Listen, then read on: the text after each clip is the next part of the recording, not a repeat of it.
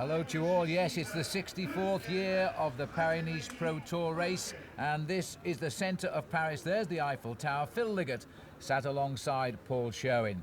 And this, indeed, the start of the Prologue time trial, is the home of the organisers of the event, and the same organisers as that of the Tour de France. A total distance today of 4.8 kilometres, but overall, Paul, 1,310. A long ride right down the very middle of France. The first stage taking the riders from Villemondeur down to Saint-Monron, a place where the Tour de France has been in the past. Then going fairly close to the Alps and skirting away from them because of the snow that affected the race last year, before finally getting right down to Digne-les-Bains. And the riders get to see Cannes and Nice for the final day, a very difficult circuit race where the race will finally be decided.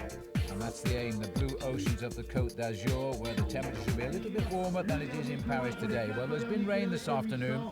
Bobby Julich, the winner of this race last year, so well for the USA. Now the last man to go of the 168 riders spread across 21 teams.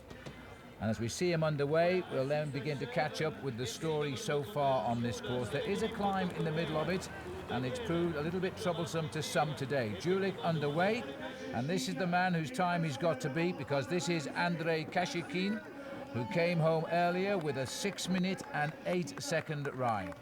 That's going to be a very difficult time to beat. Kashikin, a man who over the last couple of years has been quite a promise for Kazakhstan. He's changed teams. A man who might beat that time, though, is Bradley McGee, because he's a specialist at this kind of effort. But I think, you know, McGee's halfway times, Phil, are being affected by a little bit of dampness out on the course. Well, this is Bradley McGee, the only Australian to win the leader's jersey in all of the Grand Tours, coming to the line. Close, but not close enough at 6:09. So he slots into second place there, McGee. And now the battling Tom Bonan, 7 wins already this year as he comes to the start of Paris. Not a bad ride for a sprinter either, not the best, 6 minutes 10. Well, you know what Bonan's trying to do here? He's trying to get himself to the top of the leaderboard, so he's got a good chance of getting the yellow jersey over the first couple of days. This is a man who may well go very close. This is Bradley Wiggins, a former world champion in the individual pursuit. Said he was going to win this Prologue time trial, had the condition. Well, he's run away from the time of Kashikin. He's very close to Bonan now, but slightly slower than Tom Bonan. He's gone out by 2 seconds there. This is Alberto Contador, made a big comeback to the sport last year in the Tour Down Under. Now, this could be a bit of a surprise because he's not really renowned as an individual time trialist, but he's going to push them all very close. So Alberto Contador, big ambitions for him, the Liberty Seguros rider this year. Not quite good enough, but a very respectable ride. Another 6-minute 10 ride. Lloyd Landis made it a bit rough around that corner. Didn't he? Just jumping the back wheel a fraction there, but his intermediary times are not very good. Maybe Landis, I think, Phil, not quite recovered from just coming back from the Tour of California. Well, he turned up trumps in the Tour of California, so he's going to be riding on a high. Just who is going to replace Lance Armstrong this year? Landis has put his glove on the table, hits the line, though, a little bit off the pace there. Just into the top 10. I don't think he'd be too happy with this, but this is the man who started last. The circuit now, you can see, very dry, nice and smooth. This is the man who was the winner last year of Paris-Nice, and this is going to be very close indeed. Well, this could be a great restart here for this year's Paris-Nice for Bobby Julich. He's been up at the checkpoint on Kashikin, only by a hair's whisker, though, as he's needing every inch of this road now. The clock is very close to 6:08. He gets 6:07. He gets the victory. What a start for Bobby Julich. He punches the air. Everybody waves at him. Bobby Julich is flying the American flag. What a great start the Americans are having this year. Absolutely magnificent. I don't think Bobby Julich was expecting that because he hasn't really shown great form. He's come here also from the Tour of California. Very difficult to adjust to the time change, but here you can see the concentration on his face right in the middle of the handlebars there as he looks at the clock above the finishing line. A lot of riders will do that. He gets down onto the outside of the bars now, sprints and lunges for the line, and that will get him just a fraction of a second, and it will also get him the first yellow and white leaders jersey of Paris-Nice. So the chill air of Paris replaced from California, but the result's the same as yellow fades into white. We start in the snows often in this race, and the forecast, by the way, and we race to the sun. Bobby Julich starts where he left off 1 year ago in the Maillot Jaune et Blanc. So let's have a look at the results of the Prologue. Bobby Julich gets it by just 1 second over Kashikin and 2 over Bradley McGee. The Belgian world champion Bonan in 5th. Bobby, what a great win. Great way to start defending your title with this victory on the Prologue. Amazing. I can't describe the feeling because I just got back in France on Thursday, and I tried to do everything perfect with getting over the jet lag. But as soon as I got on the turbo trainer and started warming up, I was like, whoa, I have some good legs today. And in the Prologue, honestly, I couldn't quite find my rhythm because I wanted to go faster, but it was too short for me. And then when I saw in the final straight, I came to the finish and I saw the time already at 6:02. I said, oh, I better go fast, and just barely made it, I think. How important is it to defend this title? We saw you in pretty good shape in California. How important is it to win another Paris-Nice? Honestly, I did not train this winter. I did not focus on this race. I do the training at our training camps. I live the professional life of a cyclist, and but not until January. And then all of a sudden, the Tour of California was a huge surprise, and today was even bigger. I'm beginning to think that that this is just a dream, that these last few years, because I just keep getting better and better the older I get. Absolutely right. Bobby Julich, a pro since 1992. On we go now. Villemandeur to Saint-Amand-Montrond. 193 kilometers, and snow is in the air, Paul. It certainly is. That's what this race is all about. Very often it races through the snow. There's a little circuit at the end. The riders going through Saint-Amand-Montrond with about 40 kilometers to go. And there's a little climb on that finishing circuit as well. But it should be a good day for the men who like the flat races. Well, there's the snow as the race comes towards the finishing line here today. There has been a long breakaway by a certain Mr. David Zabriskie, the rider who crashed when wearing the maillot jaune in last year's Tour de France. But he's a different rider these days, and like all of CSC, they seem to have come here rather well prepared. But he's back in the bunch now. He was away for 38 kilometers. There was another break after that by Christophe Laurent and Stéphane Ogier. They built up 10 minutes, but I think the sprinters wanted to have their day here this afternoon, Phil, because they have pulled it all back together now with around about 3 kilometers to go. You can see on the front there's the Quick Step team in the dark blue jerseys. They're obviously thinking about their man, and their man, of course, these days is Tom Boonen, current world champion. I can't see Boonen for the moment. I would think he's a little bit further back. Now there he is over to the left-hand side in the white jersey with the rainbow bands on it. Well, the 168 who started the race, 158 are in this pack here today, so there's only a few been left behind, and now it's down to the sprinters. There's no way they're not going to have a bunch sprint here, I don't think. The workhorse is now trying to get their men to the front. This is Davitamon Lotto on the front, and I'm not actually quite sure who they're trying to lead it out for. They're at 3 kilometers to go now. You can see they're all over the front of this bike race. Well, it's obviously not for Robbie McEwen, because McEwen has opted to ride Tirreno Adriatico this season. Maybe they're trying to do something for Nico Martin or even Tom Steels. Or even a new man on the block. Oh no, that's Rabobank. Sorry, Graham Brown's on the Rabobank. But he's a rider here who could also take out the sprint on this ride. Looking for a good result for a new team. He left Panaria overnight, over the winter, because he's a little bit unhappy with the squad. They seem to be developing in different directions. But the ride is being stretched to the limit here. They're well wrapped up. It is bitterly cold. Look at those long-fingered gloves here. And these riders now all together. See the little bit of organisation. There's the yellow jersey just a bit further back. That's Bobby Julich riding at the front end of the main field. Must be a little bit worried, Phil, about the sprint here this afternoon, because there's 20 seconds time bonus for the first man to cross the line. And if Tom Boonen gets himself into the top 2 or 3 places, he could find himself being the new overall leader. Well, at 2 kilometers to go, it's the long way round to the right for some, and they're trying to get back to the front. Sonia Duval leading the charge across the road. A lot of work being done for Quick Step, and Boonen will feel he's got to deliver this because the team believe he can. Well, no world champions ever won here on the stage of Paris-Nice, Paul. I think it was Jan Ross was the last man to win when he was world champion, long time ago. Yeah, that was back in 1980, and I was actually riding that event. I think the man who won on that occasion was a man by the name of Gilbert Huclos-Lassalle, and that was a very rainy, snowy Paris-Nice on that occasion. Just a little bit further back, there's Tom Boonen over to the right-hand side. I wonder if anybody can beat him here in the sprint to the line, Phil, because he's already won on 7 occasions this year, winning 4 out of 5 stages in the Tour of Qatar. Well, Boonen's got himself right into the forefront of the action here. He's relying heavily on the work being done by his teammates. He's in a good position, but not the best right now as they start to line up for the finish. Quick Step look as though they might be losing control at the head of the bunch here. De Vitamin Lotto's also got the front of the pack now. Well, there's the Flamme Rouge, 1,000 meters to go. De Vitamin Lotto all over the front. There's a lot of momentum barging there. You can see heads moving. Rabobank trying to move up to the front end of the main field. This is a very sticky moment when you daren't touch your brakes. And in fact, yes, you can see there's a nice late move there coming from Lotto. They've got the gap. Now, Quick Step must respond to this. Well, I'm just wondering if it might be Gert Steegmans there who's got away off the front of the group for De Vitamin Lotto. Tom Steels is their sprinter in the pack. At least the roads are dry now, but it has been a chilly old day and the snow is stuck around on the sides of the road out in the country. And a move from Milram now trying to push their men up towards the forefront. No Pataki here, by the way. He's also over in Italy. As they line up for the finish now, all looking around. Liberty Seguros looking for the whereabouts of Alan Davis. The white jersey is still tucked nicely in here as they take on for the line. It's still a good lead out to Alan Davis, coming with a little bit of a rush onto the shoulder of Tom Bonan, and over the top Bonan. Oh, a little bit of clash of shoulders there. Always a danger when the domestique swings off like that, but Bonan on the inside. Bonan coming through a clear length over Alan Davis here. Well, I tell you what, that's a great move there. Just up to the line there by Tom Bonan, because Tom Bonan was boxed in a few moments before. He was lucky that it was his own teammate who was leading him out there, and I think you can see Alan Davis just coming up alongside saying, well done, nice sprint. What am I going to do to beat you this year, Tom, because you are proving to be the fastest man in the world.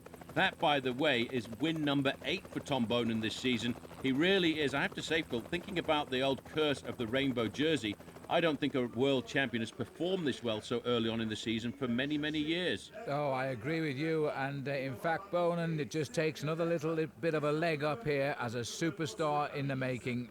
Such a young guy at 25 years of age, win number 1 this week in Paris-Nice to add to win number 8 in total.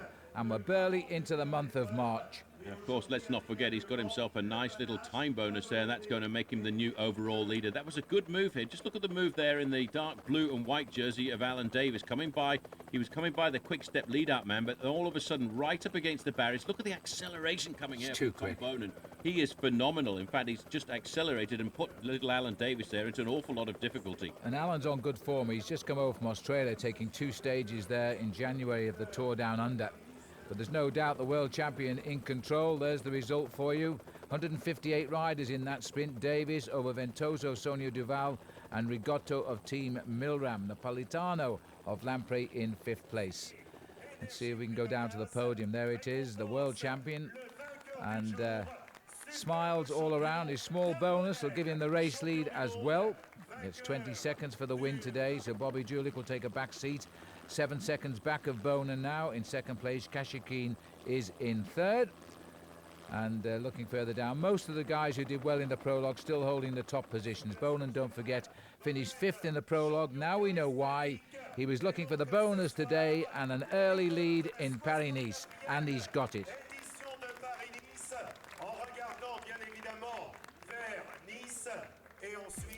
The voice in the backdrop there of the famous speaker of the Tour de France, Daniel Manjas, as we go now Serry to Belleville, 200 kilometres. A long way at this time of the year, especially in these conditions. Little sting in the tail down towards the end as well as the riders continue their march down towards the south of France. You can see just around the outskirts of Belleville a very tricky run into the finish. They're not massive climbs, but they're starting to become slightly leg breakers for many of the riders in this event. Well, they all hurt, of course, and this is another one of them here now. Basically, we've had a long attack by Nicolas Crosby, who got the first climb quite clear, ahead of Stéphane Auger and Christophe Leron, but he had a lead there. And look at the snow now as we get up into the higher ground. We join the 2 leaders on the road here now. Samuel Dumoulin is the rider on the front for AG2R. That was a pretty impressive move there by Nicolas Crosby. Built himself up an advantage of 27.5 minutes before getting caught at 13 kilometres to go. That's Grivko on the front for the new Milram team, the team of Eric Zabel and Alessandro Pataki, but those 2 men will be participating in Tirreno Adriatico. They've got a slight advantage over the front end of the main field. And, of course, Tom Bonan riding very well today in the yellow jersey because he's got himself Phil over most of these climbs comfortably. Just talking to Team Milram, Paul, they've lost their leader today. Medico Celestino has abandoned, so they'll just have to make the best of this race now as we head down towards the finish in Nice. Still a big pack, but there are a number of riders split off the back of the peloton today. The race leader, Tom Bonan, is still in that group, but first of all, if he's planning another victory, he's going to have to nail back these 2 guys here.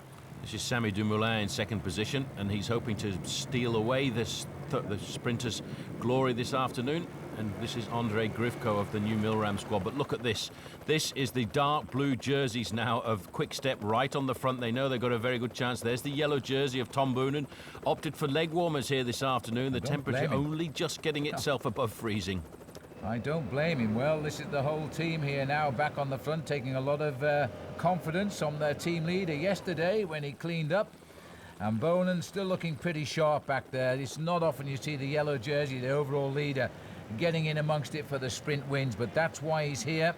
I don't think he's a candidate for the long-term victory. It's going to get pretty rough as we get down towards Digne-les-Bains. But looking here at Grivko, he's only ever won one race, and it's the National Time Trial Championship of the Ukraine. He won it last year, and now he's got his confidence too. Well, I don't know that's very much for Tom Boonen when we come down to the final 2 days of Paris-Nice this year. There's a very difficult stage on the way down into Digne-les-Bains.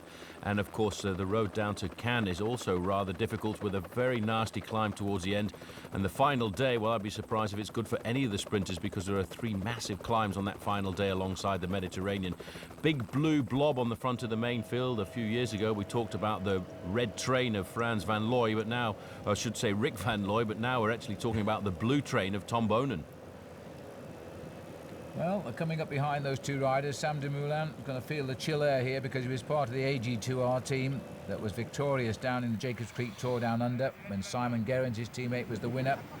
Just also finding the pace a little bit quick at the back here now, not surprisingly, Nicolas Crosby. He's done enough today to be the king of the mountains, though, but he's hanging on at the tail of the peloton just now. Well, he's done well to stay in contact there. That was a long breakaway, almost half an hour's advantage over the front end of the main field. But it's amazing how they can pull back these breakaways so rapidly, especially when the teams of the sprinters stir it up down towards the end. Samy Dumoulin on the front there seems to be doing the majority of this pacemaking. When Grivko looking back, I think they realise, Phil, as they look back over their shoulders there, that the main field are not really too far off. And on these long straightaways like this, it is very difficult indeed to outfox the peloton. Yes, and outfox the team at the front there, Quick Step at the moment, because they've got control of this peloton. They're just trying to back off the bunch, I think, a little bit. Nicolas Crosby slipping off the back of the field. Well, I think you would too if you've won all of the climbs today, all 6 of them. He was first over the top. He knows he's the king of the mountains leader, and not an inconsiderable prize for the man on the small Agri-Turbo squad. And these 2 are also giving way to the sprinters now because the whole pack is charging up on them. Not least there, about 7 men down, is the world champion now wearing yellow in Tom Boonen. The catch is going to be made, and now the table is being laid for a sprint win for him. Well done, all over. It's all over now. It's all down to the sprinters. So you can see the pink jerseys moving forward of T-Mobile. A lot of confusion over to the right-hand side where people are just completely and utterly scrambling to stay at the front end of the peloton. Team Quick Step have got it under control here this afternoon, right on the front end of the peloton. They've got themselves lined out. There in 4th position is Tom Boonen, wearing the yellow jersey of leadership here at Paris-Nice. Since the organisation of the Tour de France took over, they actually changed the leader's jersey, which used to be a white jersey in the old days, but they have kept a little bit of white in there, and it's the yellow and white jersey of leadership. Boonen up into 4th place. The team looking a little bit ragged, but they're still there. They're still in control, but there's still an awful long way to go to the line. Well, there's a huge effort being made here at the front. I think it's Nicolas Loda who's doing all the pacemaking as he tries now. No, it's not. It is, in fact, Daniel Colli, of the Italian member of the squad, who's trying to bring them across here. A little bit of a narrowing to the right. The sprinters will be ready for this. Well, Alan Davis is right up there. He's up into 4th position. He's on the wheel there of Tom Boonen. We're inside the last kilometre. A little bit of a narrowing of the road makes it confusing, makes it a fraction dangerous, but still inside of 1,000 yards to go to the finish, Phil. There's 2 riders on the front from Quick Step. Boonen up into 3rd place, 4th place for Alan Davis. Bit of a dodgy run in here with these roundabouts. They always seem to put roundabouts as you approach the line now, but it's not going to affect the fact that Tom Boonen is being delivered to the line here. And he's got Alan Davis right on his wheel. Davis got second to him yesterday, but this is a perfect lead out. Just like the old days of Mario Cipollini getting the lead out from his squad, but this time it's a Belgian start. He's doing all he can before he swings off the front there, and I think that's Tezzato who now moves away. The final lead out for Boonen. It's looking like a formality, but the challenge is coming on the side. That's Cadimuro off to the right as well, as they're all trying to swing too, and the Rabobank rider on the far right as well. but Bonin is just seeing the finish and using those huge legs. Davis is coming at him, and I don't think he's got the strength to go by him. This is going to be 2 out of 2 for Bonin, and he increases his overall lead.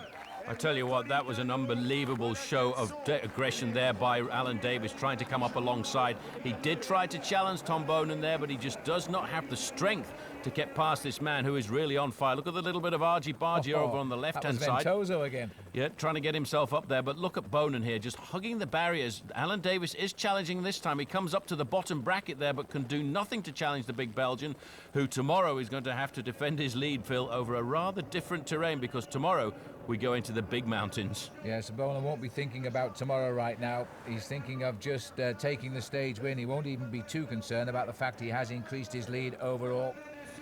Davis gave him a good run here, but he simply wasn't quick enough to tame the big man from Belgium. The rider from Team Milram is their sprinter, Cadamuro, but he too wasn't making an impression. The Lampe rider, I think that's Napolitano, who is going to be just pipped at the post again. Third place for him, Ventoso, Sonia Duval getting the 4th place.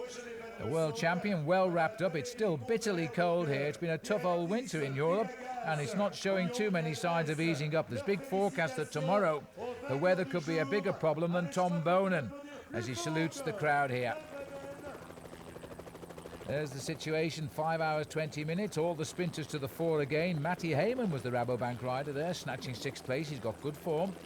And the top 10 completed by Liliane Jégou, Française des Jeux. There's the maillot jaune and blanc on the shoulders still of Tom Bonin. Can't believe it. Win number 9 already this season. Boy, he's building his total.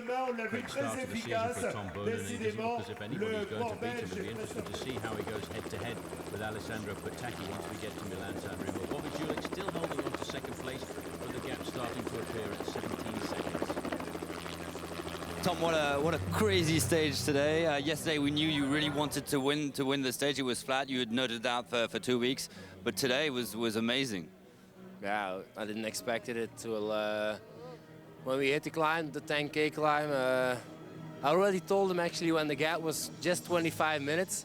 I already was talking to Decker. I said we're gonna catch him at 15 Ks to go. He's like, you're crazy. We were going like 25 Ks an hour. I said, no, we'll catch him. Be sure of it. And but then it seemed like he was going to go to the finish line with 30 minutes in front of us. But this kind of weather in the cold and also with the final, it just kills you slowly. And I knew he was going to lose at least 1 minute, 1 per kilometer on the climbs, and it was like that. Suddenly he came back from 17 to 4 minutes in 20 kilometers or something. And the sprint was to be yours again. Yeah, I was going for a safe sprint. I was actually one gear too little. I could have gone 1 gear bigger, but yesterday it was a little bit, it was uphill and I went a little bit steeper on the finish line. Today was more equally, but it was also a good sprint today. It certainly was. Well, now we're in the heart of Beaujolais here for stage number 3, and this will be the first real test for the men who want to win this year's Tour. Riders moving away from Julianas all the way down the valley of the Rhône to head inland a little bit, making an incursion into Saint-Etienne. And look at that, the profile down towards the end is rather sticky. The very difficult climb is a first category climb right towards the end, the Col de la Croix de Chabouret, and then it's a 20-kilometre descent down into the finishing town of Saint-Etienne. Well, fortunately, we've been up amongst the snow line. We're probably going to go back up amongst the snow line, but right now, the beauty of France is as attractive as the Paris-Nice race, I think. But the race is very much under pressure today. There has been attacks from the gun. One of the early attackers was Floyd Landis, along with Kashikin. And they're more or less regrouping at the moment, but a lot of riders are reporting to have abandoned the race. I think we're up to about 10 up just now. A lot of riders finding it very difficult, the race today. It seems as if there is a major plan, though, by Team Phonak, because they were one of the early attackers. It is a bit sad for them, though, because their big sprinter, Robbie Hunter's had to abandon the race, and that's going to weaken them a fraction. You can see another Phonak rider just going out to the back of the group there. These are the early kilometres now of the Col de la Croix de Chabouret, a climb which is very well known to Paris-Nice and, of course, to the Tour de France as well. And it was sadly on the slopes of this climb a couple of years ago that the Kazakhstan rider who lived in the area of Saint-Etienne actually passed away. Yes, Andrei Krivilev, remembered by all of us, who was pretty much of a good friend as well. As we look now at the riders here sitting at the rear of the peloton there for Bouygues Telecom, it's Christophe Kern, the Frenchman. and one or two men beginning to slide away now. Also saw one of the riders there from Liggett, I think, slipping off the back. We expected the climbers to be in the action. Aitor Oz has been riding well today, so too Christophe Laurent of the Agri-Turbo team. He picked up the first 4 climbs of the day. Has slipped away from the front rank just now. Just see Mario Ertz going out of the back of the group. That's an indication of how difficult the ascension is here. These are the 2 leaders. They've in fact forced a small group off the front, and this is a very good move here by Martinez. Martinez on the front for Agri-Turbo, and the other rider in that group with him as well is Johan van Summeren. So this is rather interesting. Well, Van Summeren has come from the summer, indeed, of the Jacobs Creek Tour down under. So he's still going to try and make the best use of those good form on his legs for the minute at least, as they try to keep a little bit ahead of the main field here. But it's been a very good race today, despite the cold conditions. Maybe they just wanted to keep warm. That's Luis Leon Sanchez as well in there for Liberty Seguros, a man also coming up here from the Jacobs Creek Tour down under, a man who I think has got a big future ahead of him, as so too do the Spanish teams, because they're dubbing him as being the possible next Miguel Indurain, and that's certainly what the Spanish need. Once we get over the top of this climb, less than 20 kilometers to run down to the finish. So this is the big climb of the day. It comes after a series of undulations, and you can see now the difference in the form at this time of the year. This is a tough race. Sean Kelly, of course, is the big hero of Paris-Nice, won it 7 times straight. And one man missing out here. I haven't actually seen the yellow jersey of Tom Boonen, so he must be in difficulty. He's probably not too worried, having taken 2 stage victories so far. There he is, number 111, the world champion. A brilliant victory for him last year. But right now, I think for Tom Boonen, Paris-Nice is pretty much over. He won't be too worried. I think he'll just try and make sure he gets over this climb in the best possible way. And he'll be thinking forward now, of course, to Milan-San Remo. Well, this is Van Summeren, and in fact, he's been dropped by Martinez. Yeah. Martinez and climbers on form as he starts to climb now. This is Jose Alberto, Agri-Turbo, having a very good race right now. There may be a change in the King of the Mountains, but it may well stay with the team. Well, this is a team that was brought into Paris-Nice as a wildcard team. The top 20 teams of the UCI Pro Tour have been brought into this event. Agri-Turbo getting in on a wildcard. This is David Moncoutier now of Team Cofidis. He always looks to try and represent France, the only Frenchman to win a stage in the Tour de France last year, and he did that on the 14th of July. Looks like Frank Schleck coming across there in the jersey of champion of Luxembourg.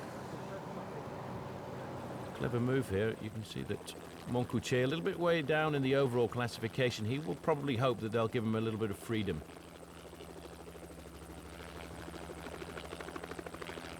This is halfway up the climb. And there is Moncoutier going clear now. And he's got himself around about 100-meter advantage over the front end of that group, which is really starting to fraction.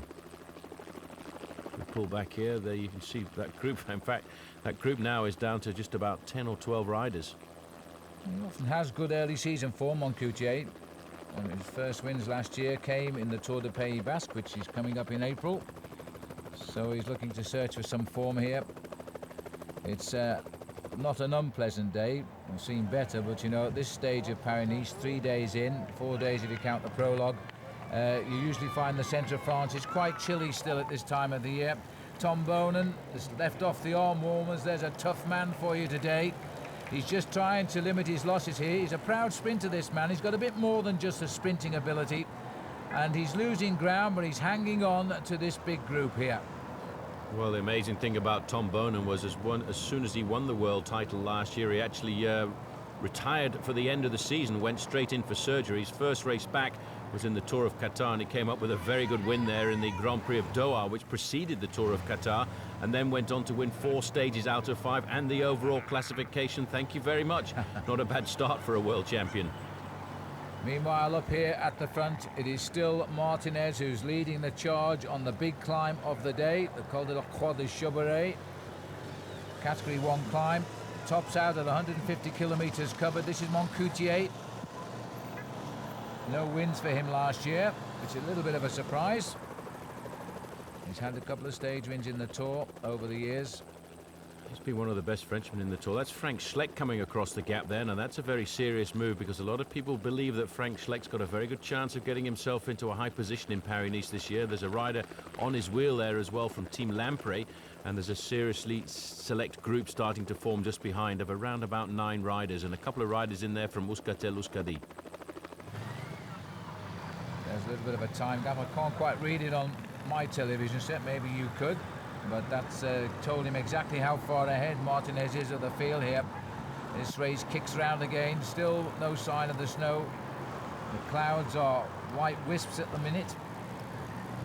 Well, Martinez has been a professional since 1998. He actually won the time trial stage of the Criterium International a couple of years ago, and that was a fairly impressive performance. But right now he's trying to rip apart this race. This is Van Summeren. He's been dropped. This is Moncoutier coming across. So I would think Moncoutier is now starting to close down on Martinez.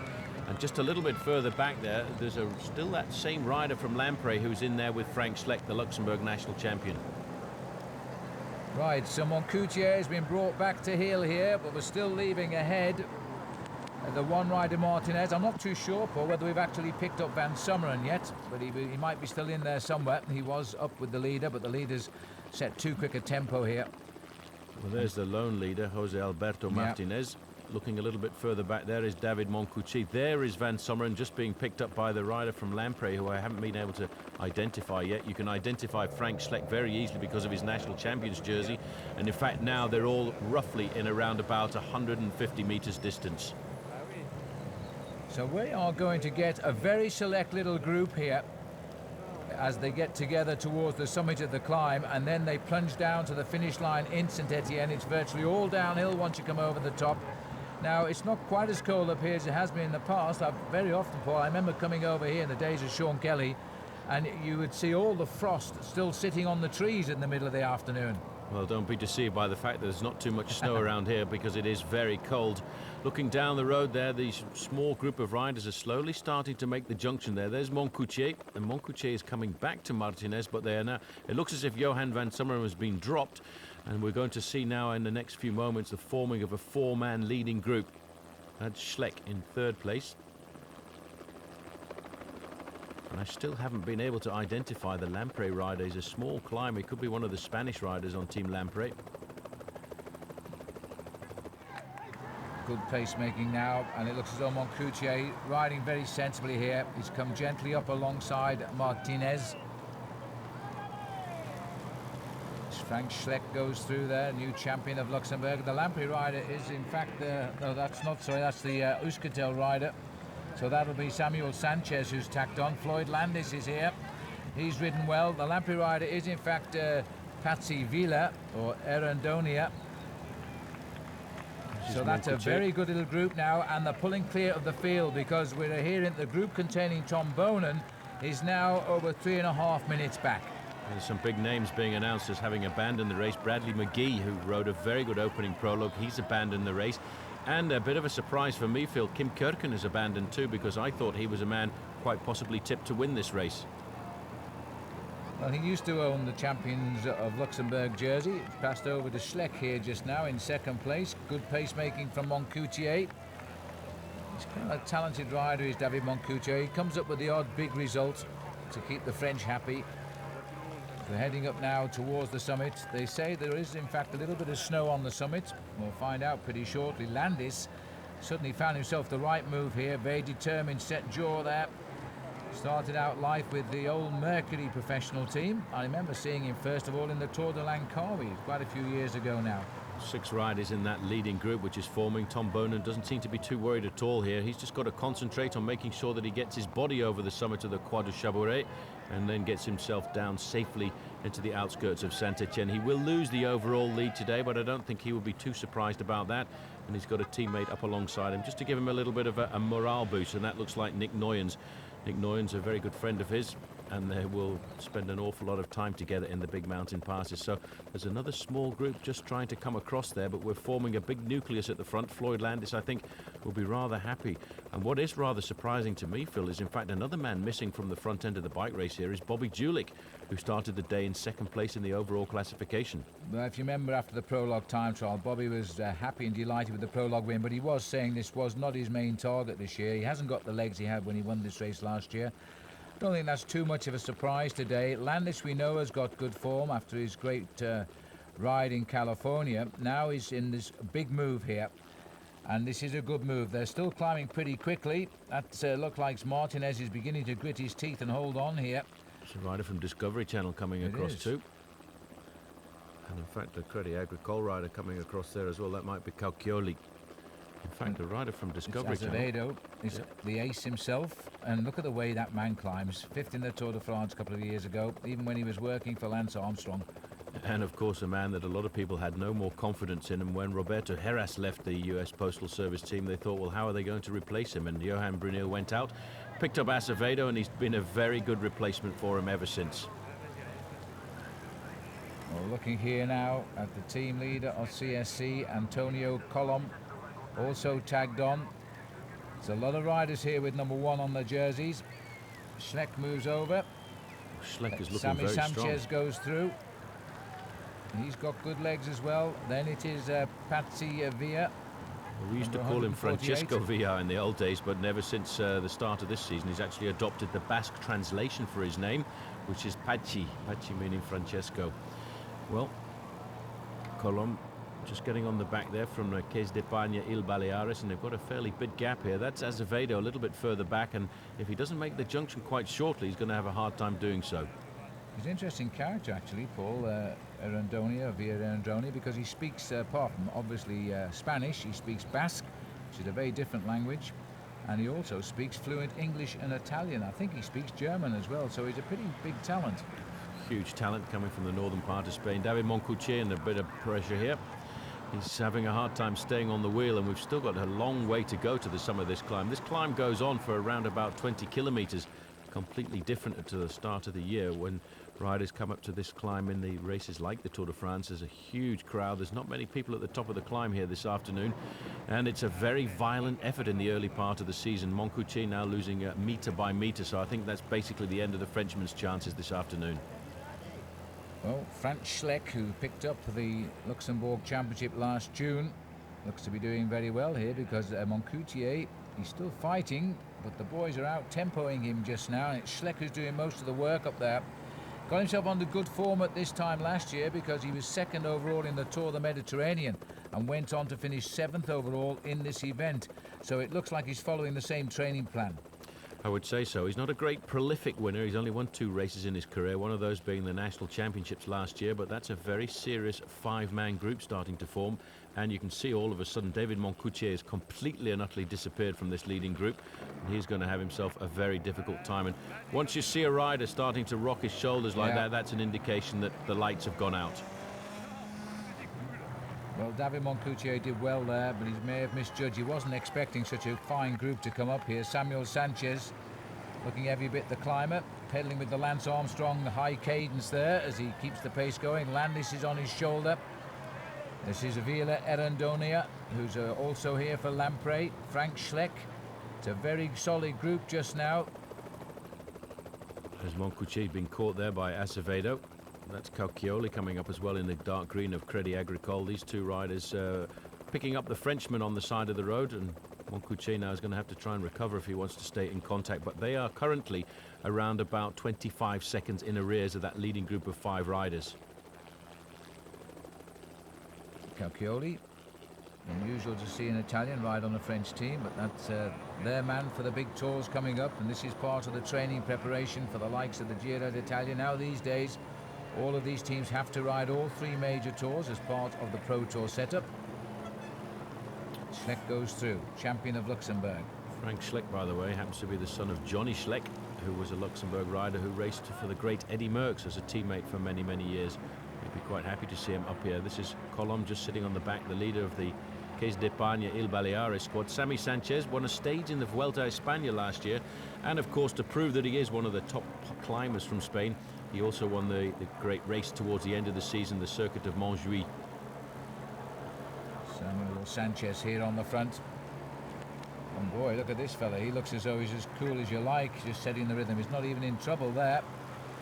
Concentration, very familiar style there from Floyd Landis. Phonak are having a mixed day. They've got Floyd up here and heading for a high placing in the overall classification. They've got a couple in the sag wagon as well right now, so it's not going to be all roses for Phonak at the finish.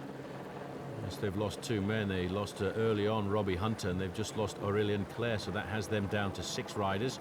Acevedo here now looking over his shoulder to see if there's going to be any reinforcements. Whenever I see this climb, it always reminds me of stages like the Tour de France, and in fact it was on a descent over the summit of this climb a few years ago that a man by the name of Lucho Herrera was leading the race for Colombia, crashed on the descent and still went on to win the stage, although he did finish with his face covered in blood. A very dangerous descent, especially at this time of the year when you come into a lot of the corners, because many of the corners, although the road surface is dry, they get a bit of dampness coming from the waterfalls from the melting snow. Still a lot of work being done here by Frank Schleck, so Bjorn Rees will be pretty pleased with him today for CSC. Sanchez looks like he might be the big danger. Not under pressure at all the way he's pedalling. Now just going through there is the new colours of Column from the Castapania. Tornado Tom. They love him. With that. Well, not today though, he's blowing a bit cold today, I think. Yeah, Here he is, around about 4.5 minutes down on the leaders as far as I can work out. It's not that much of a problem. He's got a strange style, Tom Bone. He's a huge man, a real carcass. His style is not very smooth, not very attractive, especially when he starts to sprint. But I tell you what, he certainly knows how to take it up to 60 kilometers an hour. He won't be the leader of this race at the end of the day, but he will still have a jersey because he is the leader of the points classification. Almost undisputed in that one just now. Just a couple of stage wins and a 5th on the prologue. But there'll be no points scored here today. He's lost too much time. There's quite a healthy group ahead of him in 1s and 2s. And Floyd Landis now setting the famous 5 here at the front. This climb continues once we do get to the top. It's a long climb. It's 150 kilometers done of the 168. This is Cauchioli here. And behind him is Acevedo, racing himself into form. There's another small group coming across as well. So Acevedo looking over his shoulder. Now this is an acceleration. This is an acceleration from Floyd Landis, and he's got the gap. And no reaction there from Column. Frank Schleck has worked very hard. Surprisingly, Paul, I am surprised. Sanchez, who looked ever so cool, can't go with this. Well, 1 or 2 riders getting caught out, but that's a very serious move coming from Floyd Landis here. Let's not forget he's coming fresh off a win at the Tour of California. The legs must be exceptionally good there because the weather was magnificent, around about 75 degrees Fahrenheit every day. Ideal racing conditions. And this is another look back at that acceleration. This is how it happened just a few moments ago. The acceleration going, and immediately you see Pachi Villar saw the danger, and he's come straight across the gap. You know, that was a great move by Floyd. I don't think anybody was expecting that, and that's the time to do it, of course.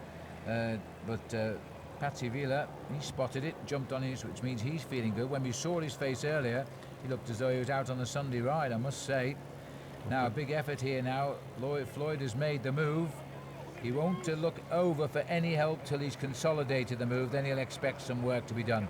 Well, actually, you mentioned earlier about how interesting Pachi Villar was as a bike rider. He turned professional a long time ago in 2001 for iBanesto.com, and he actually continued and finished off his university degree at that time.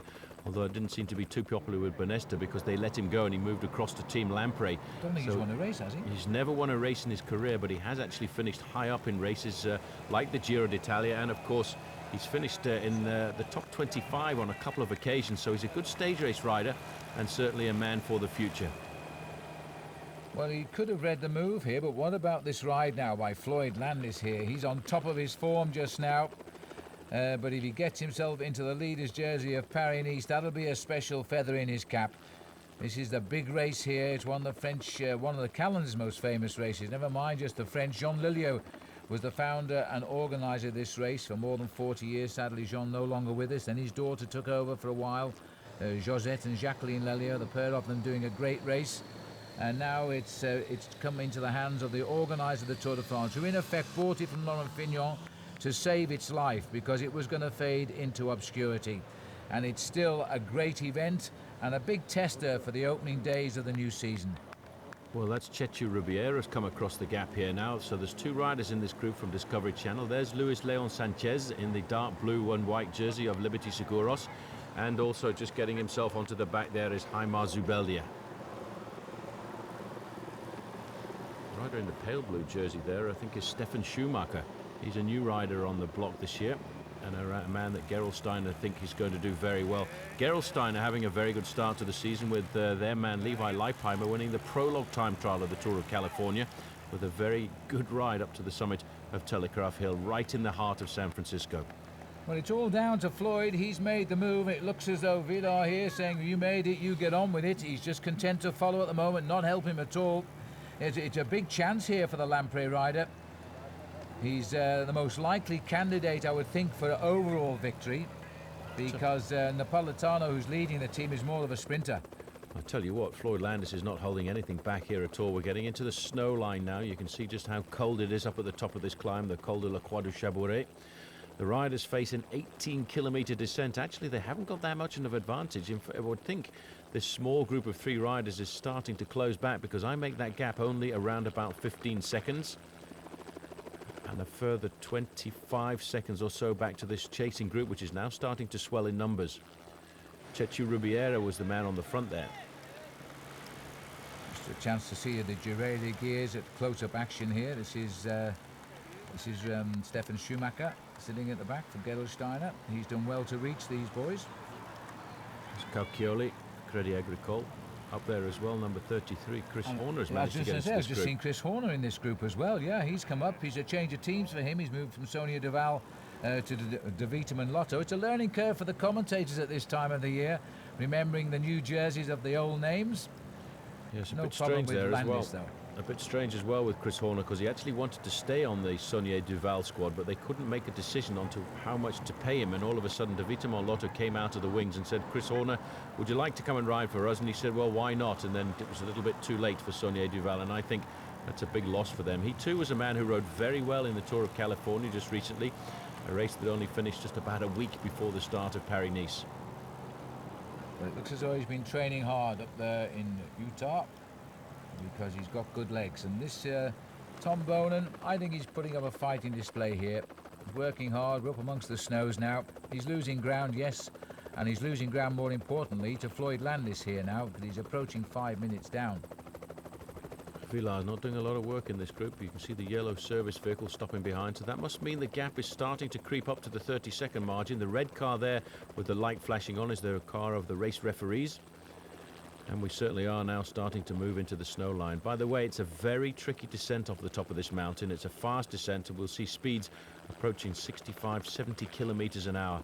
And look at that backdrop. That is much more like a picture postcard for Christmas. It's so typical of the area above Saint-Étienne at this time of the year, though. Well, now it's quite hard riding in this area. There's no steep climbs, but it's always cold, and the cold doesn't go away usually towards the end of April. As we've seen some great stages of the Tour de France plunge down to the finish in Saint-Étienne over the years. It's all downhill, as Paul says. The descents can be a little bit dicey, especially at winter time. Yeah, Saint-Étienne, the scene of many, many stories in the Tour de France. I remember one dropping off the slopes of this very same mountain where Bernard Hinault was in the leading group. He was in the yellow jersey as well and came down. And it was a time when a lot of riders were just starting to get sunglass sponsors, and he decided he was going to wear some metal rim glasses because nobody wanted to sponsor him, and he crashed and broke his nose. Would have to say that's probably some of the most dramatic television footage I think I ever saw of the Tour de France, as he crossed the line covered in blood and picked up his little boy at the finish line and said, look son, there's nothing wrong, Daddy doesn't hurt too much.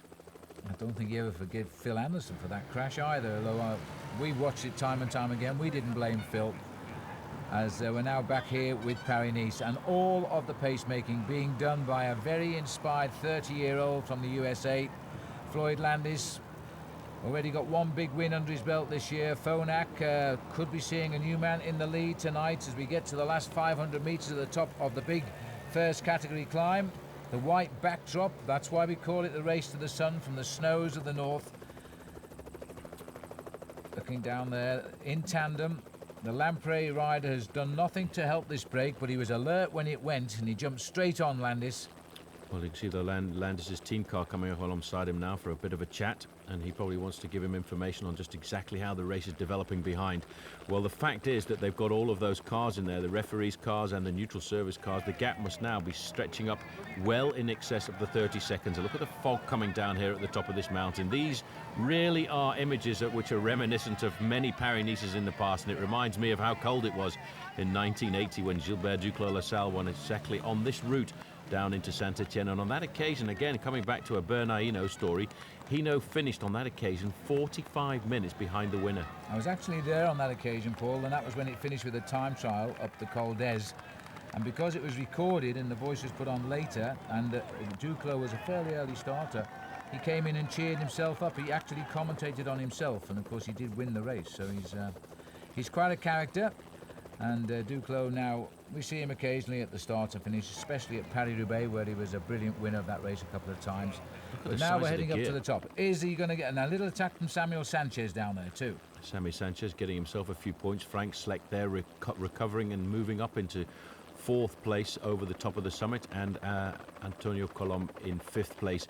They've got around about a 30-second deficit now. If they take a few risks on the descent, there's still the possibility that they might pull this all back together. This is the 3rd group on the road. Luis Leon Sanchez is a rider I think can be a great developer. Number 48 there in the dark blue and white jersey, he rides for Liberty Seguros. He's a very good individual time trialist. 2 years ago, he won himself the overall classification in the Jacobs Creek Tour Down Under, and he certainly tried again to win it this season, but he just couldn't quite do it. He couldn't dislodge Simon Gerrans on the last big mountainous stage. Some brave folk come to the top of the col here to see the race go by. The rider in the orange jersey is Zubeldia Heimer, Euskadel Euskadi. Meanwhile, as we begin the descent now, Floyd Landis is still on the front and driving for it. He's going to take this with open arms. He's got a real chance now of becoming the leader of the Paris-Nice race. And my goodness me, that would be a big turn up for the book. We had an American winner last year with Bobby Julich, and now we could have an American leader again this time out. He's taking a few risks there. He's cutting all of the corners to the maximum, and I tell you what, he's not asking for very much help at all. Villar now coming up to the front to see if he can just give Floyd a little bit of an advantage, but see how nervous he was, how twitchy he is, straight onto the wheel of Villar, keeping himself nice and close. A little bit of recuperation for 15 or 20 seconds, that's all you need sometimes. It's amazing how when you get to the top of a climb like this, if you can just recuperate for a kilometre or so, all of a sudden you're back to 100%. Well, a familiar descent to the riders who ride regularly in this area in Paris-Roubaix, and Paris-Nice rather, and in the Tour de France. Further back down the other side and still very much on the way up is Tom Bonan, and he's going to be over 5 minutes at the finish, or even at the top of this climb just now. Well, you know, that's not bad for Tom Bonan, because he's actually keeping himself in. He's around about 30 to 35th place on the road currently, and for a man who's basically regarded as a sprinter, that's an indication to me, Phil, that he's in very good form. He's in good form, and he's a full all-round competitor. He's not just a sprinter, which is what I think we could say Alessandro Patacchi is. Tom is looking for a lot more than just winning sprints, I think, and he might well be a stage race winner in the future. Remember Lance Armstrong? Yes, Lance Armstrong started his career off as a one-day rider, specialised in the one-day races like the Flèche Wallonne that he won back in 1996. Then all of a sudden, post-cancer, he became a brilliant stage race rider and, of course, went on to win the Tour de France on 7 occasions. These are the two leaders, and we're looking now at speeds approaching 45 miles an hour. Tricky descent. We haven't started the real plunge down. The first part of the descent, going back from memory, just hovers at around about a slight decline. Then all of a sudden, with about 15 kilometers to go, it then starts to tip down a lot more steeply. They've done about 2 kilometers of the descent so far. There's the two leaders. They've got all the race cars up behind them, so that's an indication the gap is still starting to stretch. The race referees in the red car keeping a very close eye on the gaps between all of these groups, making sure that they don't falsify the race at all. Snow still down here on the northern side of the mountain, but once we flip down a little bit further, we'll pick up the sun side, the south side, and then I think you'll find the snow is all gone. But these are the two leaders, and they are driving for home now, and it is Floyd Landis of Phonak who's about to establish himself as the new leader of the Tour here. He's got to just keep an eye on this fellow, though, Villar Erandonia, because he's done well to follow him, and I don't think he's in any trouble at all. Well, he does have to keep a pretty close eye on him, because let's not forget there are time bonuses at the finishing line, and in fact Villar is not separated by too many seconds from Floyd Landis in the overall classification. Those two riders are still only separated by their time of the first day's individual prologue. Bonin here now going over the top. It is just 5 minutes between the two leaders and Tom Bonin, so he's definitely lost the lead here this afternoon. But I tell you what, he's in the company of some pretty rapid climbers, because in that group also was Jose Alberto Martinez. Just look at the position there of Floyd Landis. He's lying on those handlebars. He's got no gloves on at all. Brave man under these conditions. These are the tight bends now as we pass through the towns. They build their houses right onto the edge of the road here, this side of St Etienne. We have a few of these little flicks and switchbacks as we make our way down. It looks bitterly cold. 10 kilometres to go. Well, in fact, normally 10 kilometres would take you around about 15 minutes in most races, but here in Paris-Nice, on this final stage here of the climb over the Croix de Chabourey, it's going to take the riders about 11 minutes, because they're touching pretty close to a 60 kilometre an hour average speed. Floyd Landis getting himself into an aerodynamic time trial position. I've got to say, please don't try this at home, because these riders are professional riders, very good at handling their bikes, and that is rather a dangerous move if you want to try it on your home bike. Well, Landis has done the lion's share. It was his attack, and Villar Erandonia has done all of the following, but he is now working, because he sensed now a stage win here at least. I don't know whether Landis has got the legs to stop him, quite frankly, after all the work he's done. He must finish with the Spanish rider here. He must be alongside him with no time losses, and he will take the lead if that's the case. But here's the chase on behind now. Frank Schleck drives on. Samuel Sanchez is here. Column is here. These are the next three on the road. They've just gone past the 10 kilometres to go sign as well, and they're now driving.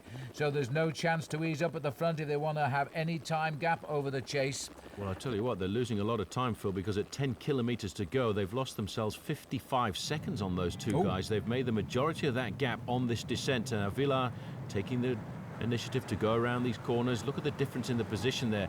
You can see Landis is just sitting a little bit further back on his bike. He's backed off by about 2 bicycle lengths, and that's just in case the man in front has an incident. He's still got the ability to change his line and get round him. I wonder if he's worked out he needs time between himself and Landis to get his hands on that yellow jersey. The bonuses will not be enough between first and second. Landis, maybe he's worked it out and doesn't intend to let him out of the sight. This is the third group on the road here. Now, this is quite interesting, because they're only 20 seconds behind the other group, and if we could ever get a nice stretch, long stretch of road, we might just manage to see that other group of 3 riders with Frank Schleck just in front.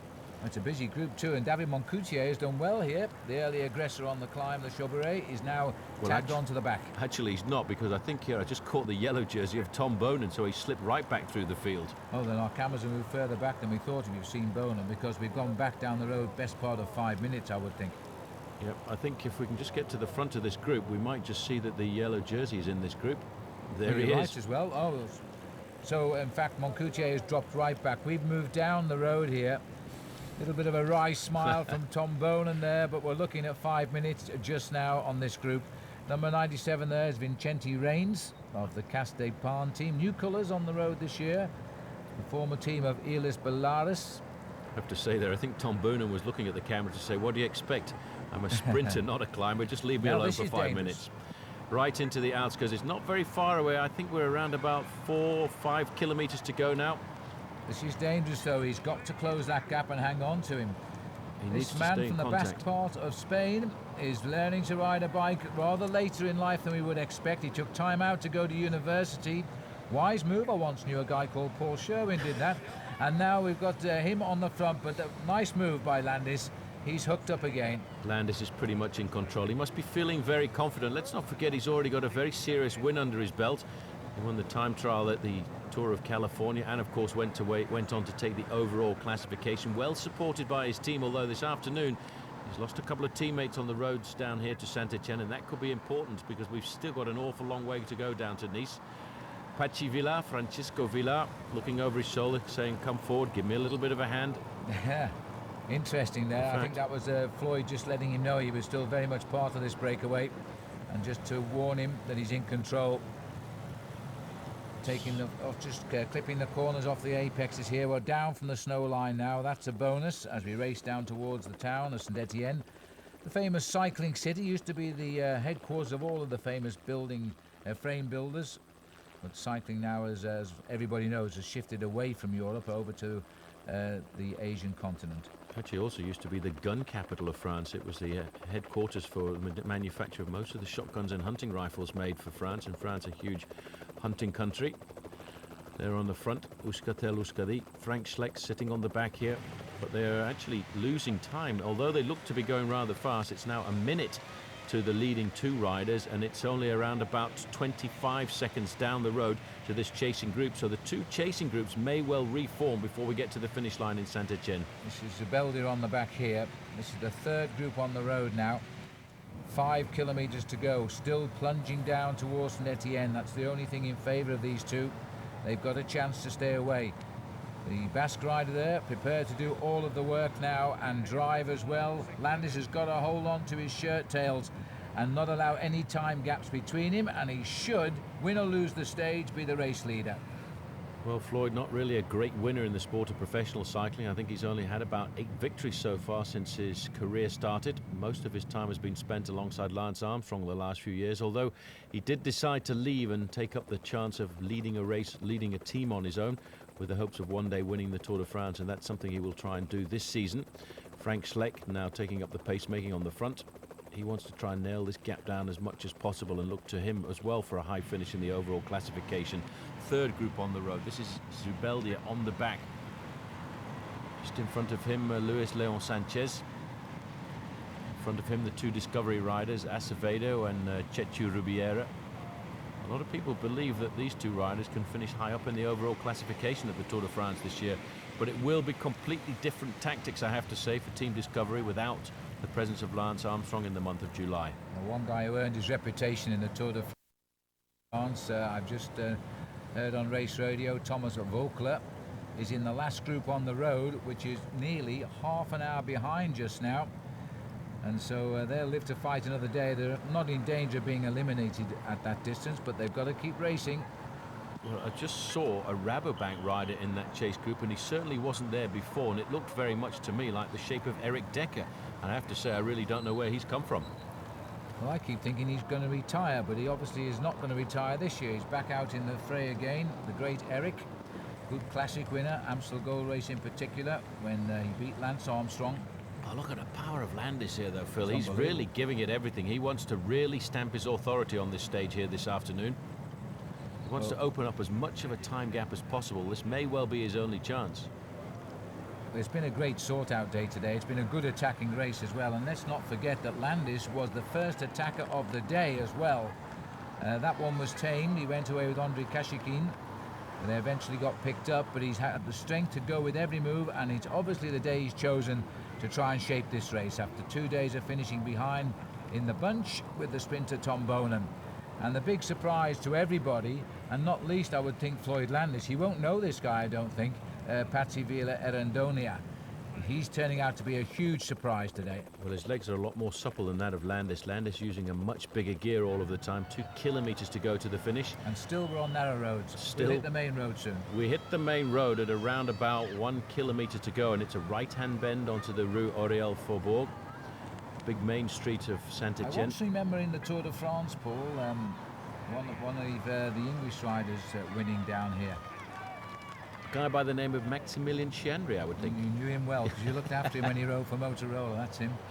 Yep, the Italian Englishman. He's now back at home in Pistoia, runs a nice little restaurant in the town where he lives. And they're getting out onto the slightly straighter part of the road. But look at the power here of Floyd Landis.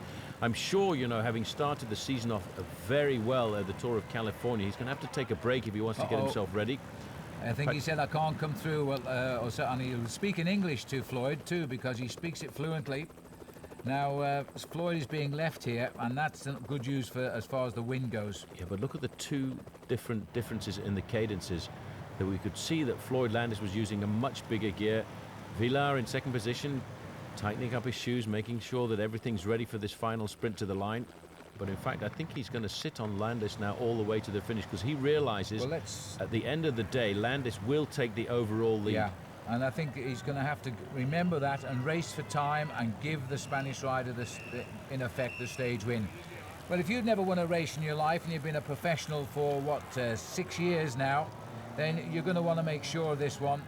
And this guy is not going to go past Floyd. He's going to make him. He knows he's racing for time and big time. They will probably be the top 2 overall. Landis is going to have the yellow and white, so the Spanish guy wants the stage. Well, look at that, though. Landis is not looking back. He's riding very sensibly. He's forgetting about the stage victory here, Phil, absolutely and utterly. All he wants to do is get as much time as possible. Well, right now, he's got around about a minute over the chasing group, and that is a huge margin, but stuck on his wheel, Patxi Vila. Can't blame him. It's going to be a wonderful feeling when you win a stage for the first time in your career. He's already 30 years of age, this man, and looking for the big victory, and here it comes now. Landis wants just time. He's trying, hanging on, lose no time at all to him. But this is going to be a superb victory. He finally gets his win as a pro, and Lamprey will be proud of him. Same time, I think that's close enough for Floyd Landis, which means by quick calculation, Paul, he'll lead this race by 9 seconds. Not very much, 9 seconds. There's still a lot of racing left to go. This is the moment when Patxi Vila knew that he got the victory. Looks over his shoulder. He knows that there's going to be no acceleration from Landis. Landis was using massive gears there on those final couple of kilometres, and he just did not have the acceleration to come up to Vila. The crowd there whistling. It's a great feeling. I think the crowd there whistling a little bit their discontent, and that's probably because Floyd Landis is wearing a green jersey, and the football jersey here from Saint-Etienne used to be known as Les Verts, or the Greens. That's right. Very good thinking now. I'm impressed with that one. Well, I do my best. Maybe they're booing because he sat on and took the stage victory away from the attacker of the day. Who knows? But neither are French, so we'll have to pass on that one. But this is now the 3 riders, and Sanchez saying, is anybody going to attack me? Sanchez racing for time. Remember, Frank Schleck is going to take him on, or Column. I think they're going to go over the line as they are here. Is Schleck going to find the legs as the champion of Luxembourg? He's going to have a little go, but no, Sanchez is going to take it. And no change there. They're about a minute 15 down, minute 16 perhaps. There's the clock top right. And they were right on them too. Right on them. And Stefan Schumacher gives Gerald Steiner a nice result for the day. And Discovery right up there behind. But that was Rubiera, who must have come up to that group there. Chechu Rubiera made the junction, and this is the chase group now of the yellow jersey. This is Tom Boonen. David Moncoutier slipped right the way through the field, and he's alongside the big sprinter.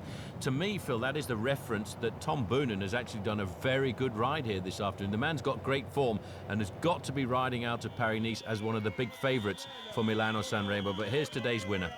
Tom's still on his way down, the winner of the last 2 stages. This is the winner of stage number 3, day 4 of Paris-Nice. Patxi Xavier Vila Arandona. And what are we calling him here? Oh, we're calling him Patxi Arandona. He gets the win, same time as Landis. That's going to be important. Sanchez in 3rd at a minute and 16. And here he comes, Tom Boonen. And I think the clock is going to show us more than 5 minutes down on the finishing straight. They're allowing Tom, as the Maillot Jaune et Blanc, to come on and lead them on home. That was a great ride. I don't care what you say. Tom never gave up today. This was a good ride by Tom Boonen, despite the fact he has lost his lead in Paris-Nice and won't get it back. The big news is going to be that Floyd Landis is the new leader on the board. Almost 6 minutes on the clock as he crosses the line. Doesn't look too worried about it as well either, does he? That was Jose Alberto Martinez, just led them home by a fraction, but we have to wait a little while now to see everybody come in. But there's the new leader, Floyd Landis. That's a great result from the Tour of California race win to the leadership in Paris-Nice. This has got to be one of Landis's big moments in the world of cycling, because now can he defend it? And that will be without doubt his biggest ever result. There's the situation. Arandona at 9 seconds, Sanchez at 1:13, Column at 1:23. Floyd, you came here with a lot of ambitions after winning the Tour of California. Were you expecting to win a stage so early and to capture the yellow jersey? No, obviously there's some pressure after California, so they were watching me, but we tried a few things with some other guys, and in the end it came back together on the last climb, so I did what I could, and no, I was a little bit surprised, actually. I'm happy. Winning the stage wasn't the goal. The goal was really that jersey, I guess. Yeah, absolutely. And now it's on your shoulders. It could be there for good. Yeah, now's the hard part. So I think for our sponsor, our new sponsor iShares, and for Phonak, to have it one day is a thank you to them, and we're gonna do our best to keep it. So the scene is set on to stage number 4 now. The rider's heading on a 193-kilometre leg to Rasteau, and that's right in the shadow of the Giant of Provence, Mont Ventoux. Yes, I think the rider's very happy not going up the Mont Ventoux this afternoon, but they do continue to move down towards the south. They climb out of Saint-Etienne over the Col de la République, but it's a fairly flat running down towards the finish in Rasteau. And once again, the race dominated by an early breakaway. And these early breakaways have been very much the par for the course. This was Eric Le Blachet and Bas Gilling, and they went out and actually built themselves a massive advantage at one stage of around about 5.5 minutes. But as you can see, the main field is not too far behind here, and they're just about to pull them back into the fold. This is the capture of the two of them. The first man over the climbs today was Christophe Laurent of Agri-Turbel. He won the climb out of Saint-Etienne, the Col de la République, but since then, over the Col de Dèvres, Col d'Aillac, and the Col de Buisson, it's been these two sharing the prizes out on the road. Yep, it's all over now, Paul. That's a long breakaway, but that's been very much par for the course, and the reason they're being pulled back there is, as you can see on the front end of this main field, there's a lot of dark blue jerseys, and those are the jerseys of the Quick Step squad. And I would think they're trying to set something up once again for their man, Tom Bonan. Le Blachet deciding to keep going. He wants to try and get himself a couple more points here at the summit of this climb if he can. It's a very important thing, the King of the Mountains classification, but look at the dark blue riders on the front there. I guess they're sensing that this race is coming together in time for the sprint finish here, and you know who is still very much there now. He won't be in the yellow and white when you spot him. He's in the green jersey today as the leader on points. But everybody else knows that there's always the possibility of trying to get themselves off the front end of the main field. It looks like a Cofidis rider trying to sneak an advantage off the front end of the peloton. And you see how Quick-Step don't panic at all there. This is Chavanel moving forward here. Chavanel tipped by France as a man possibly for the future of that country, although he's been battling to come up with the performances over the last couple of seasons. But this is a nice move just at the right time. But again, as I said, there's no panic on board with Team Quick-Step. They're just going to let these riders go, get over the summit of the climb, try and organise themselves and pull themselves back in towards the end. And here is the erstwhile leader of the King of the Mountains classification just at the back there. That is Nicolas Crosby. I don't think he'll have that jersey at the end of today. It might go across to one of his teammates. Christophe Laurent's now the leader of the King of the Mountains, as this is Nibali being joined here by Thomas Voigtler and Chavanel. Voigtler finished a dead last on the tough stage yesterday, lost in over 24 minutes in the end, but at least he finished. A few guys behind him who came in were all eliminated. A total of 13 riders out of the race yesterday. Over on the left-hand side, Team Davitamon Lotto, they're trying to get themselves organised. But again, half the race is going to the left and half the race is going to the right. I think they moved this roundabout, Paul, to just a kilometre to go every day. It seems to be the same one to me. Well, it's just so that we can have nice television pictures. This is Thomas Voigtler on the front, Chavanel over on the right-hand side, and Nibali, the rider in the middle there from Liquigas. They haven't got that much of an advantage, around about 150 metres over the front end of the main field. A little flick of the wrist there from Thomas Voigtler. He'll never be the same man again, having worn the yellow jersey in the Tour de France for 10 days. I bet it felt like 10 years. I think it did towards the end of his reign, that's for sure. And he, in the end, holding on to just a few seconds. We're racing in a lovely part of Provence now, not too far away from the Giant. They've seen it for a while on the stage today, but they don't have to climb it. That's good news. As these three are trying to hang on, they're trying to sneak a win here. Well, Thomas Voigtler's, his plan's pretty obvious. He thinks that they might ignore him today because he's no danger to Floyd Landis. Landis has kept good control of the situation because, remember, his team is greatly reduced. Lost a couple of good workhorses on the squad, and these three really are racing, but are not racing away from that chase group at all. Well, they've got around about 150 metres. They won't give up until they get caught by the front end of the main field. They just hope that somebody in the main field makes a mistake and they're able to hold on to a 20 or 25 second advantage. But I think Quick-Step have got pretty much control over the front end of that peloton, although they have been interrupted there by Davitamon Lotto, who are in second, third and fourth places. This is the last climb of the day. It's only a small one, and they might just about hang on for the banner, although judging by the speed of the peloton, I'm not so sure they will here. That's Chavanel. Here comes the counter-attack from a different team for a change now. This is Davitamon Lotto, who are now taking up the pacemaking. There's Bonan down there as well. as the field now closing nicely. Quick Step taking quick order behind the 3 riders from Lotto. Well, the riders from Quick Step are dedicated to just one thing, that's making sure that Tom Bonan gets himself up to the finish line in an ideal position. And I would have to say that right now, the main field is right on the tail. And the man doing the pressure on the front end of De Vita Monlotta there is Nico Matin. Getting ready perhaps for a revenge in Ghent-Wevelgem. He won it last year. That'll come up next month. Rather there's an strange immediate attack circumstances. there from Leaky Gas. Leaky Gas have gone. No, they haven't. They've trapped him back in the pack. Yep, I was just saying, strange circumstances, the win of Nico Matin. I think he would like to come back and prove that he can win it without the help of the referee's cars on the running down towards the line. So De Vitaman still trying to steer somebody on their team to a victory. Tom Steels is their man. I'm not sure, though, whether Steels will handle these very fast climbs. We're into the last kilometre now, still going gently uphill, but it won't always be the case as we tip over and run into the finish. Very tricky finish, this one. We sort of come off a left-hand bend in the finishing town here, as they just see the line as they come off that bend as well. De Vitaman could be trying to help this sprint out for Stegmans. You know, he had a very good start to the season, won 2 stages in the Tour of the Algarve, and he's up there in about 4th or 5th position. But now Uncle Tom Cobley's got it sorted out there, because Tom Bonan is right up into 3rd place. He's got 2 riders in front of him, and these 2 riders will try and take him to the line in perfection. Well, they've got him nicely in their slipstream. He had a great race, really, for Tom Bonan in the mountains yesterday. Yes, he lost his lead, he lost all hope of victory, but he didn't give up his fight. Came in just under 6 minutes behind the leader. There's a lot of riders lost nearly half an hour. Here's the dicing now for the line. Team Milram have got 1 or 2 players in the mix once again. Now watch this when he come off this. Oh, almost a touch of wheels there. And I think it was Napolitano there who got on the back wheel of Bonan. This is where you come off. Alan Davis again in the centre.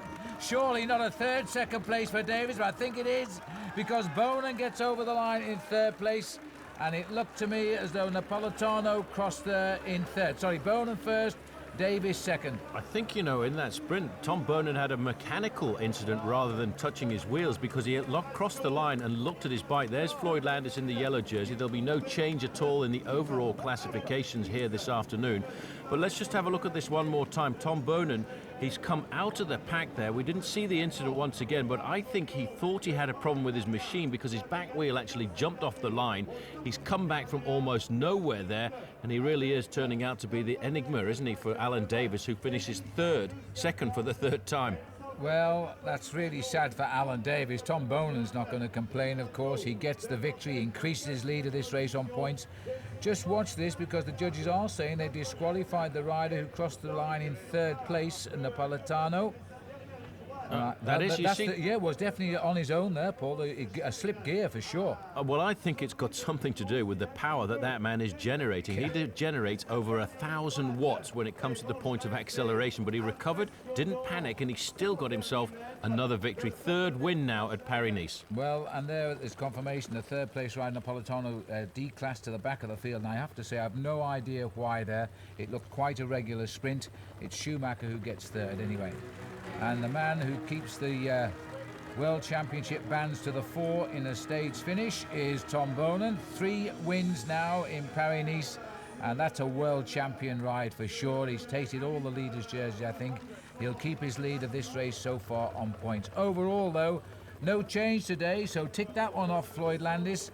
Arandonia is in 2nd, Sanchez stays 3rd. All of these boys doing all of their work yesterday. And there he is on the podium. Another maillot jaune et blanc for Floyd Landis, another present for Team Phonak as they wave to the crowd here. It's getting warmer as we head towards the south as well. Yes, and so we're on now to stage number 5, the longest stage of the race, Avignon to Digne-les-Bains, right in the base of the big mountains of France now. But fortunately for the race, we don't climb those. But it's not an easy route today. It certainly isn't. The rider's moving away from the very nice town of Avignon towards Digne-les-Bains, and it's down towards the end, that very difficult climb, the Col de Corobin. It climbs up to 1,200 metres, where the action should really happen. Well, this little breakaway has been attacks all day long. I think we expected that, and we're now getting a nice solid move here going. And it looks as though the Elis Balearis, the Case d'Appan team, are having a very good day out. Setting the pace there just now is Nicolas Portal, the Frenchman who's joined the squad. Made a good move here, getting 2 riders into this leading breakaway. You can see Mario Ertz in the move as well. Mario Ertz, a man who's very good at these long solo efforts, trying to get himself a victory. And just looking back there, you can see that David Moncoutier has made the move as well. You know, we haven't had a French stage winner in Paris-Nice since 2002, and there hasn't been a winner of Paris-Nice for France since Laurent Jalabert back in 1997. That's really quite a surprise for a country that used to be dominant in the sport of professional cycling. It's fair to say the French are getting a little bit desperate now for some good results. Moncoutier gave them a good result on the Col Notre Dame des Abbayes because he was over the top first there ahead of Joaquin Rodriguez of Caisse d'Aparn and Alberto Contador in third place. There's a very select little peloton now, thinning out a little bit as we head towards the warmer days still to come. The last 2 days we should see the sun at last, and probably the beautiful yellow flowers of the mimosa tree, always a sign of spring. Yeah, David Moncoutier, the winner of the King of the Mountains classification last year, getting himself quite a number of points out on the course here this afternoon. But in fact, it's Crédit Agricole on the front here, trying to whip up the pacemaking. There's Floyd Landis in the yellow jersey, comfortably riding at the front end of the main field. And I would say Phil probably rather happy here to have some assistance. Well, I can only imagine the Crédit Agricole here wants to get this back together again, simply because they want a result. So far this week it's been a bit thin on the ground. Boys in the new colours there of the Caisse d'Aparn, Il Balearis. Off to the far right, can be easily confused with the CSC colours at a glance as well. Jens Voigt over to the left, first time we've seen him this week. Easy to recognise that punchy style of Jens Voigt, big strong bike rider. He's been rather quiet, but I do believe that both he and Bobby Julich have actually toned back their training in the early part of this season, because the main goal for Team CSC is the Tour de France in the month of July, and they both want to be in excellent form when it comes through there. A bit of a gamble, because when you get to the age of Jens Voigt and Bobby Julich, you really need to be in fine form very early on. CSC also a little bit upset, I think, at the fact that they don't have a man in that leading group. Life at the back is not so pleasant just now. This is Robert Foster here, the German sprinter on Team Gerolsteiner, sitting on the whip end of the actual line of riders here. There's the green jersey of Tom Bonen, staying out of trouble just now. Don't think we'll be seeing Tom win today somehow, but he's having a great tour nonetheless. Moncoutier looking for the move here. It was not too far away from here that this man got a victory in the Tour de France a couple of years ago, and that's probably what he's thinking about, inspired at the moment, trying to get himself the win for France. Followed there by Just Postuma. Postuma rode very well in the Tour in the Paris-Nice last year, got himself the stage victory on the road down into Cannes. He's come out a couple of days earlier this year. This is the lower slopes now of the Col de Colobin. Takes it up to 185 kilometres, as the other day. Just about 15 kilometres to race down to the finish. Last time it was Saint-Étienne, today it's down to Digne-les-Bains. Small town, but a very attractive town. It's a town in France which reputedly has the largest number of sunny days in the year, over 300 days of sunshine per annum, but unfortunately today is one of the 60 when the sun hasn't come out, and it is really rather cold. Well, this is an interesting move here. Postuma here setting a nice little tempo on the front and just seeing what damage he's doing. Well, in that back group there we've got the leader in Landis. This also alongside him here is Joaquin Rodriguez. You get some idea of the angle there. Moncoutier is in third, and the Liberty Seguros rider, I think, is Alberto Contador. Well, they've got the gap right now, and I must think that going through the mind of David Moncoutier is the victory that he got into Digne-les-Bains last year in the Tour de France, and that was on Bastille Day. They don't have a massive advantage there, because they did at one stage, Phil, have a 4.5 minute advantage over the main field, but looking down there quickly from the helicopter shot, I would say that must be hovering at around about 1 minute and 15 seconds. Well, there's a lot of guys interested in doing the chasing here. We've seen Crédit Agricole try, certainly CSC are trying, and these are good allies as far as Phonak is concerned. As a team, they're a little bit weak at the moment, Phonak, and it's been a lot of demands put on them by Floyd Landis. He's getting to the last weekend of Paris-Nice. He's anxious to keep his grip on this yellow jersey leadership board. It's a very narrow road here, very steep at the start of this climb, climbs up to over 1,200 meters. The average gradient is only 8%, but at the bottom it's up to about 11%. You can see there's a couple of riders from Phonak getting themselves organised. They're allowing 1 or 2 riders to skip off the front. I'm sure Floyd Landis will know exactly who he needs to keep an eye on here this afternoon. He's got a 9-second advantage over Pachivila, and the rest of the main field are really not all that dangerous to him, so he can afford to allow one or two riders to scurry off the front. Still a long way to go up the climb here. Landis has sent his team to the front to try and trap some of these breakaways back. This is Moncoutier, and the rider off to the right there is in fact Contador, as we thought, and the three of them with Rodriguez. Somebody's gone round the corner. They've actually the man missed who's out missing here. is Postuma. Yeah. He's not here, so he's Postuma. He's there. Well, that was I never saw that move happen, but that was a very good move by Just Postuma. And a man from the northern part of Europe, comes from Holland, and he's got himself a slight advantage here. Won the stage into Cannes last year, and he basically did it in a very similar fashion to this. He escaped on the Col de Tanneron, made an incredible descent. He was almost caught on the descent, but just decided to keep going and survived all the way down to the finishing line. Seems he's a man for the snows, because he had 7th place last month, February, in the Het Volk Classic. So he's not a man of big victories, but he gets the odd one that's worth talking about. But he's still making progress, of course. He's only just over 24 years of age. Like one or two riders, he's been a product of Rabobank through their Division 3 team. He's come right through the ranks, and now he's in the big team with the big riders on the squad. Now looking here at the Sony Deval rider, this is Arcates from Spain. He's also in a spot of bother right now. A lot of pressure here, a lot of riders disappearing Axel out of the back Merckx of the there, group. Paul. Just past him. Phonak now. Christophe Laurent going out the back, the leader of the King of the Mountains classification 2. Axel Merckx will have done a fair amount of work for Floyd Landis in the early part of the race, and as you can see, the pressure is really starting to pay on a lot of these riders. Well, that tempo riding being done at the front is hurting an awful lot of men now as the slopes continue around each corner. Well, this is a ride on T-Mobile, and it certainly isn't going to be Alexander Vinokurov now. He's left the squad. He'll ride for Liberty Seguros this year, but I'm just wondering if it's Jurd Ludwig who's grown his hair a bit long for the start of the season. Got his style.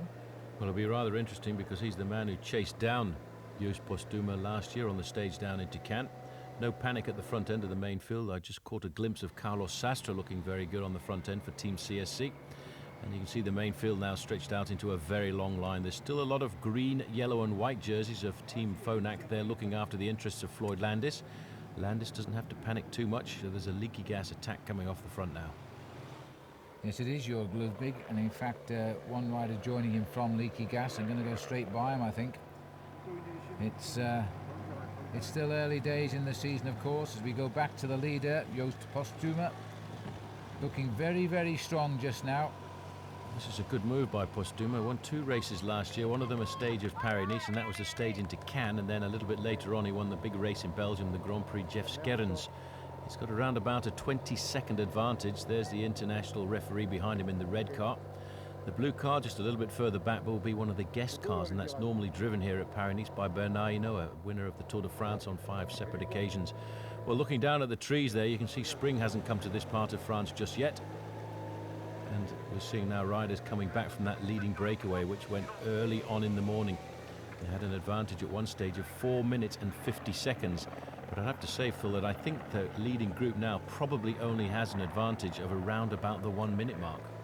It's important because Postuma, who's setting the pace, started the day 4:17 behind Floyd Landis.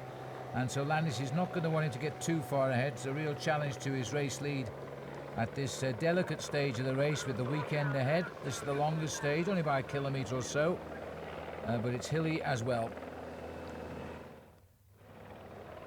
I think that was Dario Cioni from Liquigas trying to get off the front. There you can see taking up the pace, making again it's Team Phonak, not panicking at all. They know a lot of these riders are a long way down in the overall classification, but those two riders forming a pretty good alliance at the front. As we go to the back end of the main field, you can see now riders are really getting caught out by this Col de Corobin. It really is a nasty climb. Grifko getting dropped there, time trial champion of the Ukraine, who was on the attack on stage 1, finding the hills not quite to his liking, because that's quite a big split now. This is the difference in early season legs between the front and the back as the peloton fragments, and it's a fast tempo being done by the team of Landis. Bouygues Telecom just stopping at the side of the road. Looks like Jean-René Bernadotte stopping there to have a quick chat. Now they've just pulled out the team cars. Now that's an indication, Phil, that the gap has gone inside of the 1 minute mark. There's only a neutral service car behind the leaders. Still 3 chasers behind the lone leader of Joost Postuma. Now if Postuma gets over the top of this climb with a 30 or 40 second advantage, he's got himself a very good chance of surviving to get himself a win. Still a very hostile road, this, the way it's climbing today. Chilly up here, to say the least. It's the hardy trees of the softwoods and nothing else. There's the break, there's the bunch down there now. Still a couple of corners before you catch up with the leader. Postuma's on a good ride just now. Well, Ludovic there back in the fold. He's gone. And in fact, it's up to Crédit Agricole now doing the pacemaking. I'm not really quite sure why they're doing that. Maybe the only reason is because they don't have anyone in the leading breakaway either. Well, the Lamprey boys also are going to work because they've still got Villa Erandonia up into second place. So Landis hasn't got it all to do here, and he's probably just as well, but he is riding very strongly now. The climbs are on him. He's not in trouble, but it takes a couple more riders than just one man to hold off the whole race. There's that little breakaway again. They're picking them back one by one. Yeah, there were 9 riders together at the start of this climb. 2 riders from the Caisse d'Epargne Îles Baleares. That was give them the slight advantage. 1 rider in there from Liberty Seguros. And that was Alberto Contador riding a very good Paris-Nice. He was very aggressive last year. In fact, almost came up with a win on the final stage when he was joined by Alexander Vinokourov. Strangely enough, Alexander Vinokourov is his teammate this season. So there's Joost Postuma. He's actually come right through the ranks with the Rabobank squad because he started off riding for the Rabobank development squad. It really is very good what Rabobank is doing for the sport because they're taking a lot of Dutch riders and they're developing them, bringing them right through to the top level of professionalism. I just caught a glimpse there. It looks like there's a rider coming across the gap. So it's Leaky Gas setting the pace. I'm not sure who it is right now. He's trying to get away from the grip of the peloton here. Brave move. There is the front end of the main field. These are just small flurries of attacks of riders trying to get fit. Now this is one that they have to take care of attention of because this is the champion of Luxembourg, Frank Schleck, and look how quickly Crédit Agricole are nailing it back. Floyd Landis not panicking at all there, sitting in 3rd position. Well, that's a big effort by Schleck, and he split this field. He split the leading group here, and the Phonak boys, most of them are in that second bunch, so he's doing damage. Now Postuma has been reached here. I think it's Rodriguez who's got him. Little I climber don't know when Rodriguez. he made the gap. Our cameras weren't there, but he's across the gap now. There's a lot of daylight behind, so they are pulling away from a breakaway which is completely cracked on this climb. Postuma, now Floyd Landis was in this position the other day, caught by a man who wouldn't help him, and now it looks like Postuma's in the same boat. Well, Rodriguez is the man who's come across the gap. They've got about 20 seconds. I just saw the 2 remainders of the breakaway group just around the corner, a little bit further back. This is a very steep climb, the Corobin here, and it's also a very tricky descent as well. Rodriguez is a very good climber. He'll probably take a breather for a fraction as we go back to the main field. Floyd Landis riding comfortably there, Phil, at the front end of this group. Well, we've got no time check on that little group just ahead, and here goes Schleck with a second attack here. Landis is under no pressure at all here. He's handling it very, very well indeed. Patsy Villa Erandonia, he's also hanging on in there, marking the move of Landis, as you should. 20 kilometres to go, so we're a couple of kilometres still to climb here before the summit. Postuma looking over his shoulder. Wasn't a good time to do that because he was round the corner, and it looks as though Rodriguez is now going to go with him. Well, Rodriguez, slightly smaller build than the Dutchman alongside him. He's a very good climber. He won the King of the Mountains classification, the Vuelta a España last year. So he may well be thinking about trying to get himself a few points. This is the second group on the road. That's David Moncoutier. Alberto Contador, number 42 in second position. He could find himself moving up in the overall classification here this afternoon, and not the same sort of form for the Frenchman on the front who won the stage of the Tour de France last year into Digne-les-Bains. He's just trying to survive, keeps looking over his shoulder. He tried on a number of occasions to get clear on the early part of this climb, but he just didn't have that acceleration. It's always very difficult. The body sends out strange messages in the early part of the year. It's the next group. Rider there from Bouygues Telecom is Jérôme Pinault. You know, he was up with the leaders on the previous climb, which was the Côte de Sceaux, and he won the top of the climb there. And then Postuma's had a very strong period since then. He's won both of the time bonus sprints since then, and is now setting the tempo. He's been joined by Rodriguez. The rest of the breakaway has been blown away. This is Frank Schleck. He's coming up from behind. There's that same 20-kilometer banner for Schleck. And in fact, look at the back there, because that is Landis trying to bring this down. Well, I'm a bit surprised that he's allowed Schleck to go clear, because Schleck is fairly close in the overall classification. Now, Floyd Landis needs to be attentive to this move. I know he's been keeping a very close eye on Pachi Villa, because he's only separated by 9 seconds. But in fact, Schleck is only a minute and a half, and there's a bit of a problem here. Well, Schleck, Postuma here. Now, I was listening to the French radio there, and I thought they said just over a minute was the gap here, and I think that's why Rodriguez has said if he's going to win this stage, he sensed that Postuma is getting tired. He's gone clear. Now, he's about a kilometre, I reckon, from the summit of the climb. Then it's pretty much downhill to the finish. Well, he wants to try and get over the summit with a 15 or 20 second advantage, but it is a very dangerous descent off the summit of this mountain, the Corobat. Winner of the King of the Mountains in the Vuelta last year, and a man who, in fact, held the lead in the Vuelta a couple of seasons ago. Frank Schleck back in the fold. Now, Floyd Landis has done what he needed to do. He just needs to be very careful about these last-minute attacks. We're just seeing the Liberty Seguros rider there in the centre of our picture. Bad news today for Seguros, because Alan Davis is abandoned, allegedly with stomach problems. They want to make sure they can get him right for the weekend after Milan-San Remo. And that's his first big rendezvous. And then as soon as he's finished Milan-San Remo, he'll catch an aeroplane to Australia, where he'll lead the Australian team in the Commonwealth Games road race in Melbourne. So they're not taking no chances with Alan. They've pulled him out today. And sadly for him, 3 second places behind Bonin. And it doesn't look quite as good as 3 stage wins on your list. No, it doesn't look quite that good, but I think his mentality is good. He'll go down to Australia as the leader, and on a circuit around Melbourne, which is very much likely to suit him, he's got to be one of the top favourites to take out the Commonwealth gold medal. This, though, is Joaquim Rodriguez, turned professional for Team Once a few years ago. He's been around the block a number of times. He's ridden for Sonia Duval, a team that he rode for last year. Got him the King of the Mountains title in the Vuelta. These are 3rd and 4th on the road, David Moncoutier.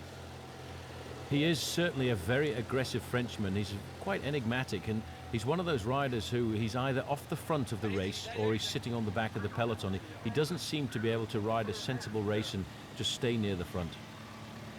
There's Contador. That man is going to win something big one of these days. He's a great climber. He's in the thick of it. He's on a good team, and right now he's on the wheel of David Moncoutier. Moncoutier having another run at the mountains here in Paris-Nice, but it's a long empty road ahead, because one rider has slipped away there. I think that was Postuma. They're actually trying to get back to Postuma. Now this is Pachi Villa's team on the front. They've decided they're going to take control of this race. They've noticed that Floyd Landis has become isolated. He doesn't have anybody in this group to help him out, so this may well be the chance to try and pull one over on him. Well, they've got to try. They're running out of time. The weekend ahead. Not an easy road either. There's no time trial to finish Paris-Nice these days. There's no long time trial in the event at all. So that, I suppose, is not to the advantage of Floyd Landis, because he's a pretty good time trial rider. He is the leader of the day. The road beginning to level out now as he comes up towards the top of the climb. And this is going to be all downhill for him from now on. There's the top. The most important thing now is to see what sort of time gap he's got over the chasers. Now, this is Moncoutier, followed by Contador. Contador won 5 races last year. He started it all off very early on in the year with a stage victory in the Tour Down Under on one of the most difficult stages. And then he went on to ride a couple of very good stage races, won the Semana Catalana, and he finished 3rd overall in the Tour of the Basque Country. Now, Postuma just holding on to 2nd. Yeah, he's over on 2nd, but you're right, those two are closing in. He's not going to stay away. He may as well wait for them and try and go with them to the line here. But this is the shaky descent, sharp left-hander there for Joaquim Rodriguez. And out of the saddle, he's got to go all the way alone now. There's no good waiting for anybody. It'd be a difficult sprinter. Contador, for example, is not a bad sprinter in roads like this. You see, I was right. It's a pretty dodgy descent. Tortuous descent, this. It really is a precarious descent, but it will actually suit the little climber, because he can use his agility to get around these corners. You don't have to have an awful lot of power to go down a descent like this fast. He's going around the apex of the corner, cutting it, then straight across to the apex of the next corner, keeping his speed as high as possible. And Contador's decided now he wants to go. There you can see his Postuma. In fact, Postuma won't give up. I remember last year, just 12 months ago, when he won his stage of Paris-Nice, he was almost caught on the run into the finish by Jörg Ludwig. Ludwig got to about 3 bicycle lengths and then cracked. Well, that's Portal, Pinot and Mario Ertz who've just caught our camera there, just ahead of that big pack of riders. So they should get swept up on the way down. That's the advanced scouts, and they've got Floyd Landis with them as company, along with second place Patsy Via Erandonia. But this is a very tortuous descent here, and Contador is a very good descender. He's doing very well, and it may well be that it all comes together down towards the end. The advantage this man has got is not very much more than 30 seconds over the bulk of that group at the start of the descent, and around about 45 seconds to the main field. But he's going round. Look at the way Contador's going down this descent. He really wants to pull it back together. He reckons he's got a chance of taking the stage out now, but he needs to take risks.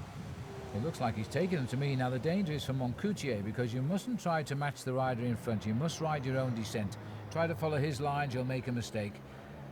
This is the next group on the road still, because the Bouygues Telecom rider just up the road is Jérôme Pinot.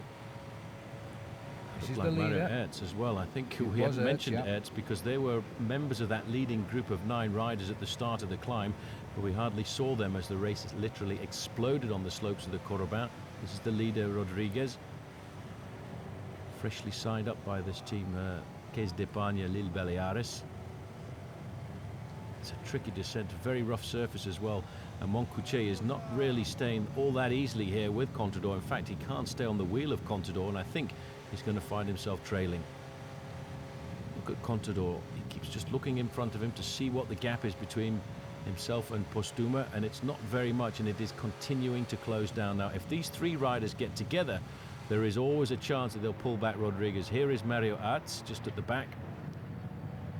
Very good rider for Team Lotto, and the Bouygues Telecom rider Pinot has just led them around the corner. 15 kilometers to go, flat out. They're going to eat up the kilometers now. Descents like this, they'll be doing a kilometer every 45 seconds as they race off the mountain. This is the Floyd Landis group. That is Floyd Landis in 3rd position, keeping a close eye on the Lampre riders. Well, they're trying to push on some sort of an attack here, but Landis is right up to it. He's on his own as far as the team goes, but he's marking the man who can affect him most. And I haven't seen Sanchez, who still occupies that 3rd position overall, but he must be there. I think that would probably be Sanchez just getting onto the wheel there of Floyd Landis. Now they've caught Postuma, and they've got around about 30 seconds to try and nail back. Moncoutier comes straight to the front. Contador, who did the effort, has now decided to sit in the slipstream there of Postuma, the Dutchman. This is the leader. Seems like an awful long way. It's a very brave move by this man. He took his chance on his favourite terrain, which is going up the hills. Now he's got to hang on to it on the way down. Postuma's got some strong riders who come here. Moncoutier alongside him, Alberto Contador, and you know the chase behind is not far behind, so they could well get through here. It's around about 40 seconds to the main group containing Floyd Landis, but it's only about 20 seconds to those 3 chasers. This is a group that's caught in between.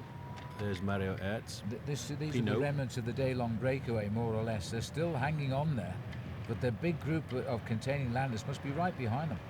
Well, this is Nicolas Portal at the back. He was in the break of 9 earlier on. He's another rider who's changed squads this season to the Caisse d'Epargne. That's why they haven't come up. They started to mess about here for having a bit of a rest. Portal is not going to work because it's his man who's off the front looking for the stage victory, so he's going to sit there and hope that he's going to get a nice, easy ride. But that is not a very big group at all. The pressure was coming from Team Lampre. They tried to isolate Floyd Landis, but he's quite a tough cook in. He's not being ruffled at all. About 22 riders in that little group, and a bit of a stalemate. Postuma has been dragged back into the fold a little bit. He was only 4:17 behind at the start of the day. He was at one stage virtual race leader, but now he's back in control. But this rider here, I would say, is a little bit out of control right now. Rodriguez riding superbly, looking like he's got this stage in the bag just now, because these 3 are not organised. Postuma has had an awful long day at the front. David Moncoutier has reached him. Contador has got there as well. They'll have to do most of the work now. I wouldn't say he's got it in the bag, Phil. The time check coming through now is 25 seconds between the lone leader and these 3 guys, although Might have to eat my words because he's going around these corners pretty fast. He's taking all kinds of risks. That's what he has to do if he wants to win. And look at that, the rain now starting to come down. That's going to dampen the ardor of one or two of these guys. Well, it looks to me now at the moment down there, the advantage lies with the Lamprey boys. They outnumber Floyd Landis 3 or 4 to 1. They've got the driving seat to the bunch. Landis is only going to watch one guy, and that's the rider in second place overall. And he's going to have to match him whenever he decides to make his move. It's a gamble time for Floyd Landis, this, because there are other riders out on the attack, and he can't do much about it. Well, he's got to hope that he's got one or two allies. He doesn't have any teammates at all in the group unless somebody can make a daredevil descent and come back up to help him. But the man making the daredevil descent is this man, Joaquim Rodriguez. He's off the front of the group. He's hovering at 20 to 25 seconds in front of a chasing group of 3 riders. But you know, Phil, at speeds like this, it's actually going to be very difficult for them to nail him back. And the big advantage he's got is the bottom of this descent is basically the finish line. Yes, I think he knows that. A little bit of dampness on the road, but it's not raining so badly down the mountain. We should get away from that as we race in towards the finish. There's still a lot of driving being done here, Paul, but look at this now. Look over the shoulder. This race is going to come back together here. Well, I think it is all going to come back together. Big risks. The riders you see taking advantage of the motorbike.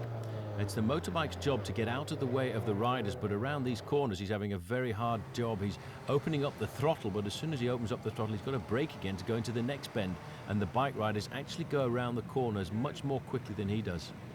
And it looks as though Landis and the boys have picked up the group ahead of them, which is making this bunch a little bit bigger now. There can't be many left on the road. There's certainly got Postuma up front, Rodriguez, and Moncucci, I think, has just come back into the bunch. Well, they may well just be surviving. This is the lone leader, ticking away the miles now, wondering how long it's going to be until he gets to the outskirts of town. Once he gets to the outskirts of town, he'll start to feel that little more comfortable, as he now is getting to the slightly faster part. Well, Moncucci is still surviving. Yeah. Postuma on the front. Contador there over to the left-hand side in the dark blue and white jersey of Liberty Seguros. 5 wins to his credit last year. I have a feeling that he's a rider who's going to develop a lot in the next couple of seasons. 4 kilometres to go. 4 kilometres to go. I'm just trying to look over their shoulders. I think this group is not far behind them. They're coming down this mountain so quickly, and here they are. And it's still Grady Agricole trying to bail something out of this race. This is the group containing Floyd Landis and indeed second placed overall, Patsy Villa. Well, they're at 4 kilometres to go. They're very close. Yep, they can't be very much more than 10 seconds off the back end of that group of 3 riders.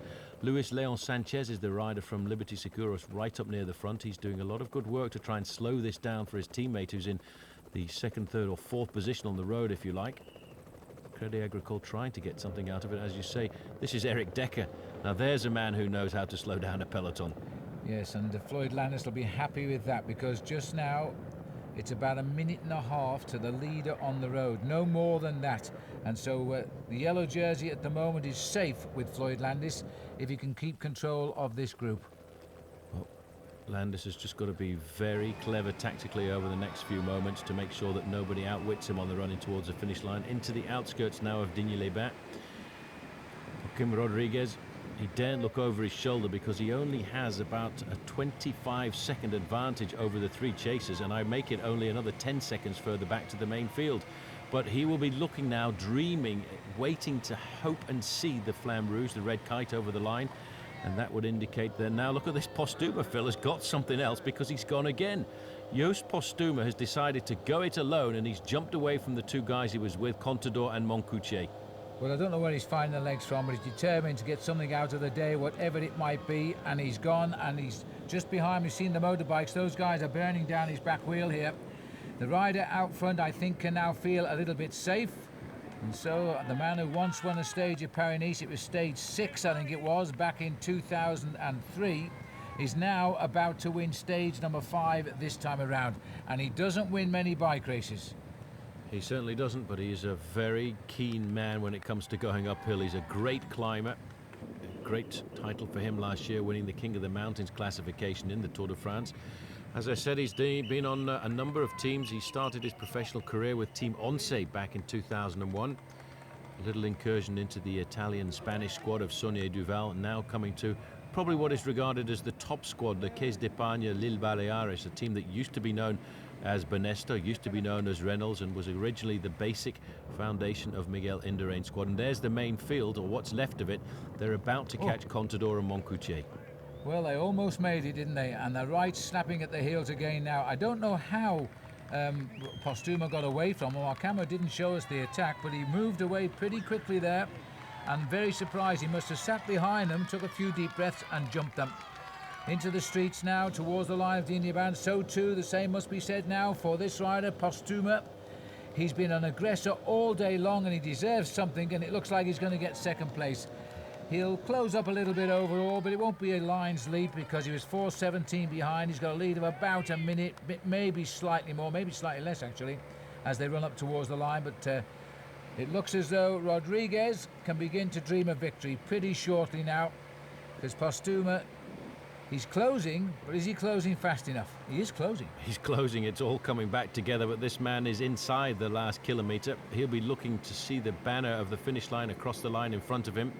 And all he has to do then is just find a little fraction more. But you know, at this moment, his legs are burning, his body's burning. He's inside the barriers, he's inside safety. And here comes the 8th win of his cycling career here, because they're not going to stop him. Postuma is no more than 25 seconds back of him, but that's enough when you're in the last kilometre and running towards the line. And so Joaquin Rodriguez, wise man, just making sure as he runs down to the finish here at Digne-les-Bains. Good look over the cars and a good win for Case d'Apan, the big sponsors of the Ehlers Baleares squad these days. And new colours crossing the line. Second ever stage victory for him in a race here on Paris-Nice. And a good clear victory. But look how far he was, Paul. There he comes, Postuma. It's not very much at all. It's going to be around about 20 seconds on the line. And there is the rest of the main field as well, because they're all in the same line as we come up to the second place finish here of Just Postuma. The peloton is around about 5 seconds behind him. Well, I know Postuma would have liked to win, but that was a terrific ride by him today. And here comes the battle now for third place. And no sign of Tom Bonan taking it on now as Team Milram lead it out here. And it looks like the shoulders, there's no sprinters left in this race here, but we've got Carrera of Lampre. I think he was pipped on the line there. And it'll be Jérôme Pinault, who finished off a long, hard day as well, who may have taken that group sprint.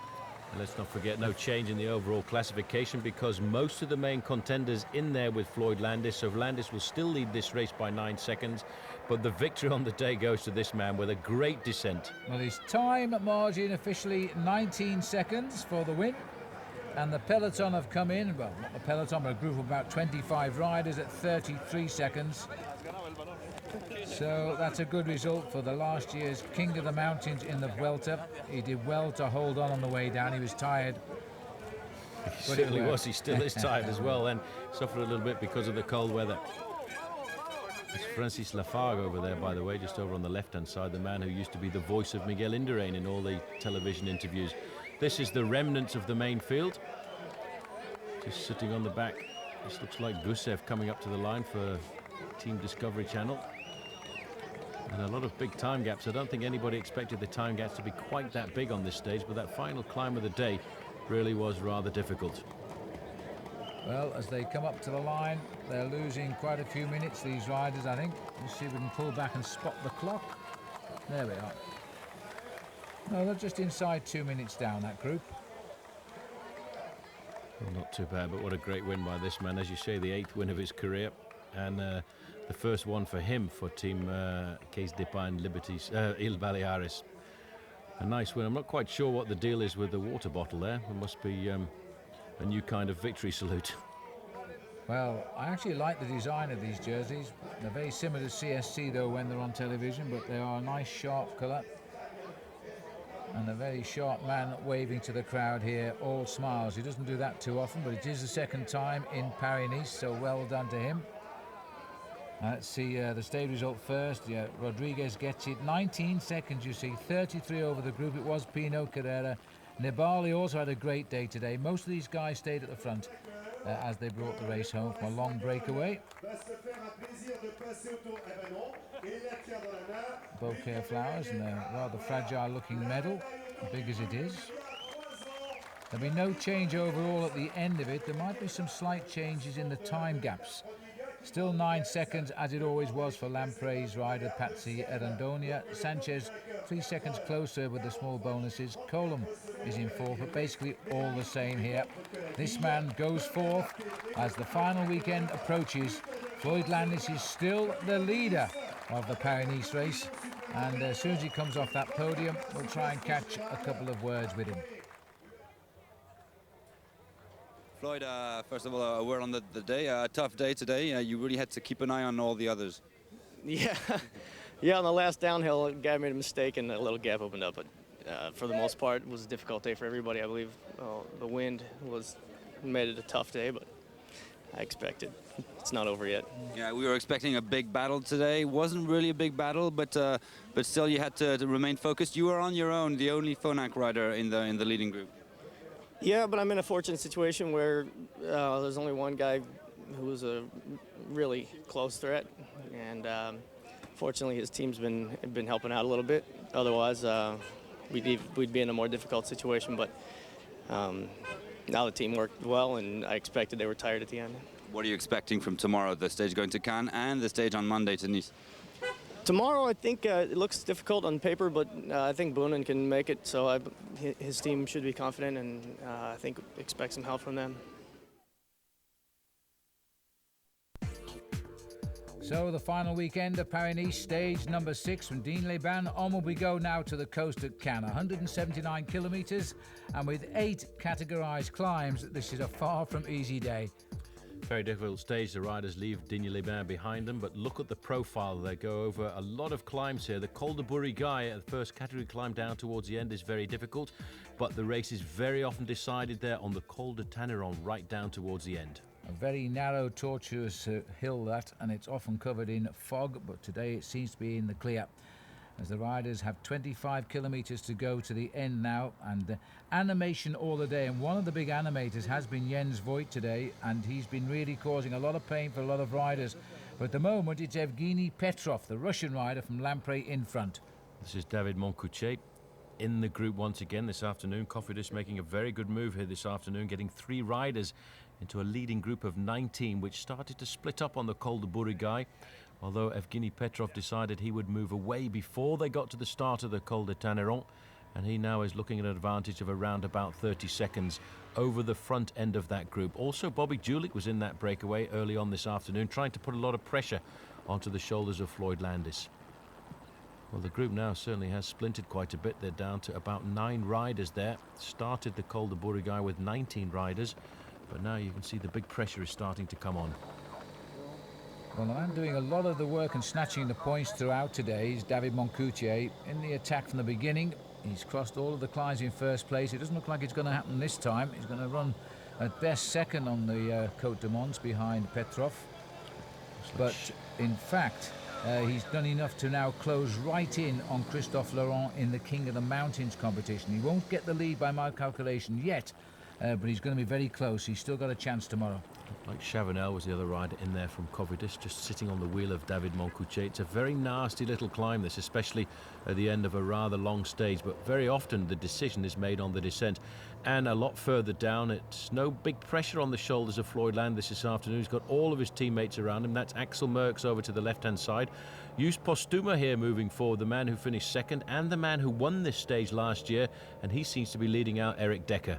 Just in case you're rushing to adjust your television set, this is called Sunshine, and we haven't seen much of it since we left Paris in the snow and the ice and the frost, but this is the race to the sun, and it's shining, and this is a beautiful day now as we run through the Alpes Maritimes, these narrow, sinuous roads.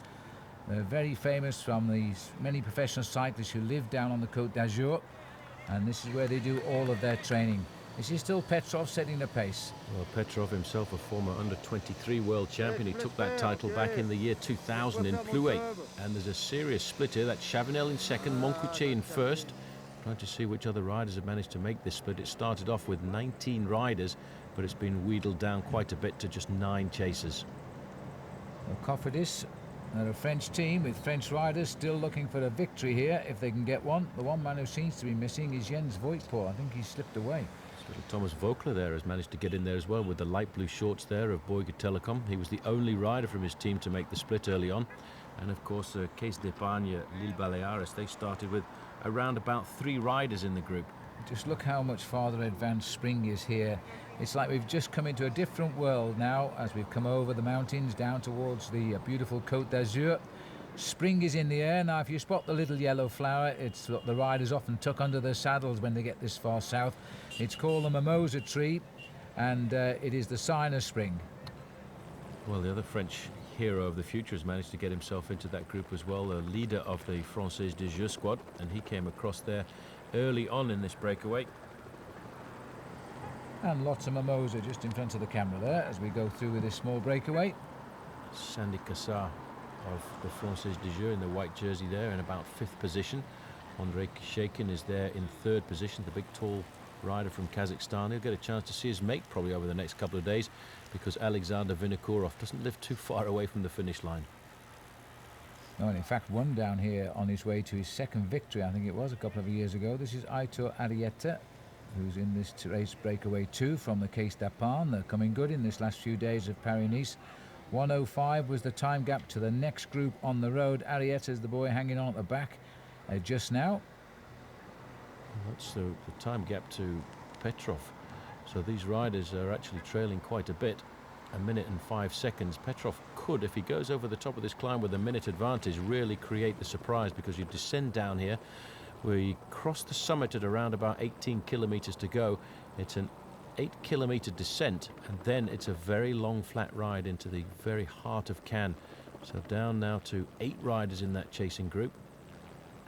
Vogler sitting at the back there. He's been pretty aggressive over the last couple of days. Aitor Perez just sitting on the back there. Most of the work being done on the front of this group by David Moncoutier.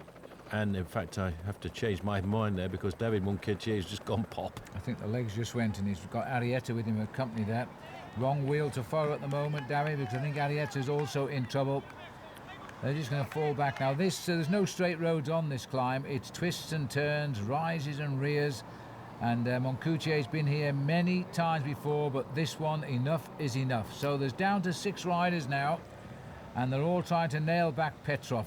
Well, I think he was actually dedicating himself this afternoon to Chavanel. There's Chavanel, gone. but in fact, looks like the Liberty Seguros rider. That will be Kishekin who's made the move.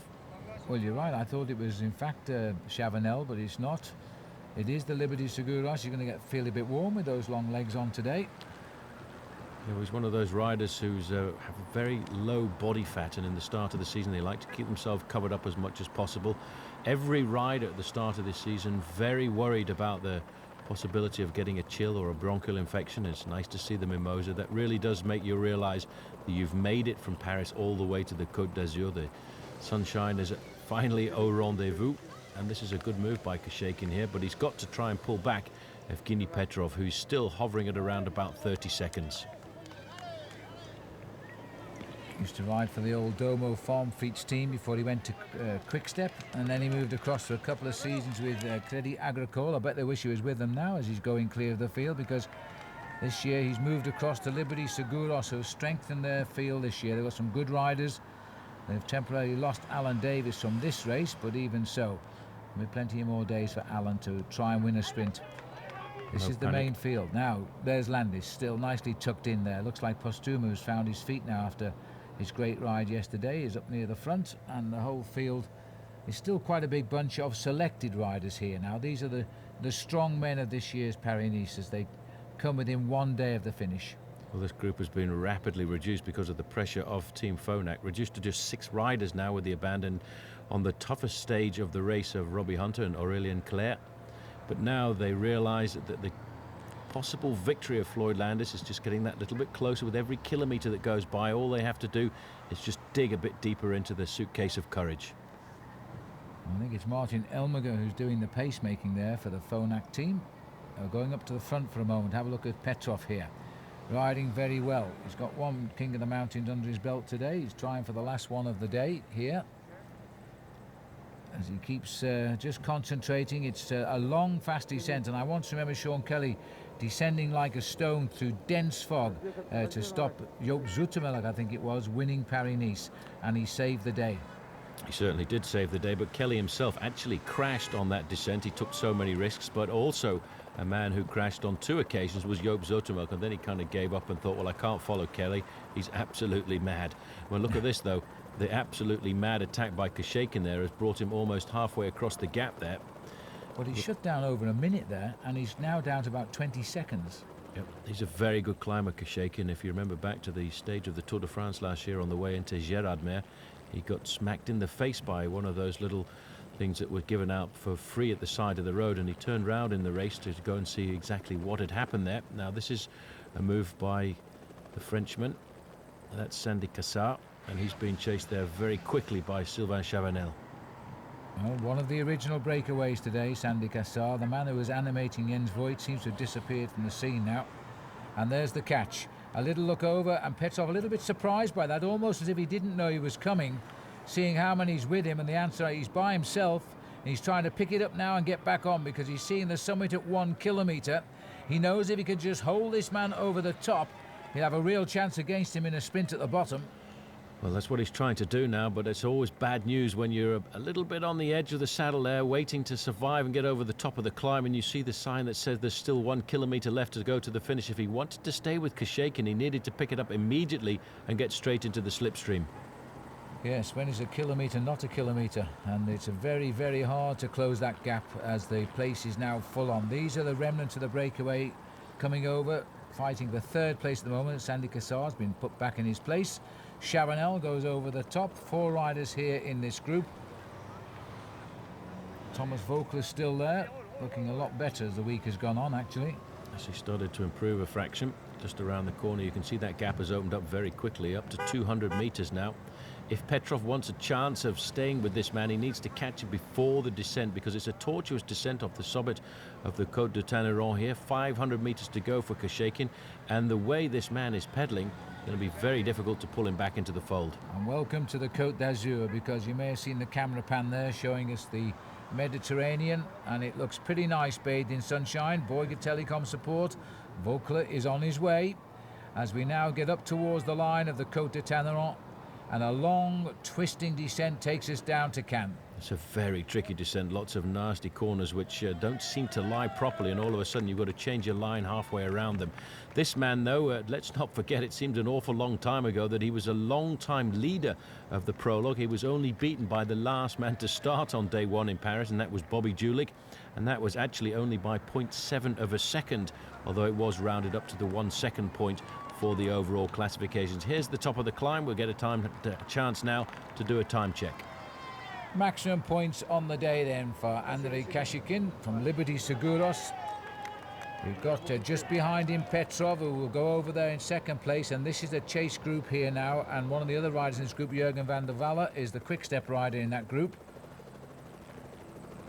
and it's being led by Chavanel, the survivor for Cofidis. Voeckler is tucked in at the back for Bouygues Telecom. They're over the top. It's about 22 seconds. Chavanel digging deep there. There's Voeckler just tagging on the back. Sandy Cassard is in this group as well. There's Sandy Cassard in the white jersey. Well, the French have got a large number of riders in this group, and another rider coming across there for Cofidis. Sylvain Chavanel wearing number 103. He will try and get victory for France, but if they want to get that, what they're going to have to do, they've pulled up to Evgeny Petrov as well here. They must have caught him just over the top. We didn't see him come in, but he's there now as we now start the hot pursuit. 6 riders here on the way down, chasing 1 man. Andrei Kashakin is on his way down. Can't be that far ahead, maybe a minute, but he bridged the gap to Petrov very quickly. So we must ask the question, why can't these boys? But Petrov here now is having a job staying on just on the way down. It's Voeckler now leading around the corner. 2 riders in this group from Cofidis. And look at Voeckler, he's really attacking this descent. They've got around about a 20-second deficit. And a bit further back, we get a chance to see Eric Decker at the front of the group. Decker looking very good over these last few kilometres and the last couple of days here of Paris-Nice. He may well be thinking about a surprise win in Milan-San Remo in about a week's time.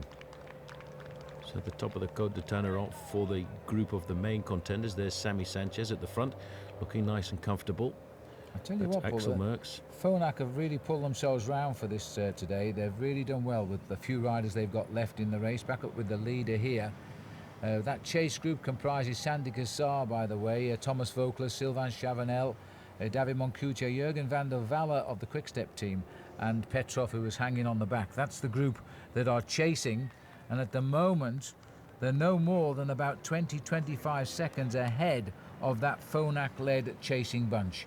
Well, I'm pretty surprised that Moncoutier has managed to come back into that group, because Moncoutier was dropped very early on, but he's quite a daredevil descender. Andrei Kashekin now has got to get himself into a situation where he is concentrating, probably spurred on by the fact that his countrymate from Kazakhstan, Alexander Vinokurov, has won in exactly the same place here, and he would certainly like to be the second Kazakhstan rider to win here in Cannes.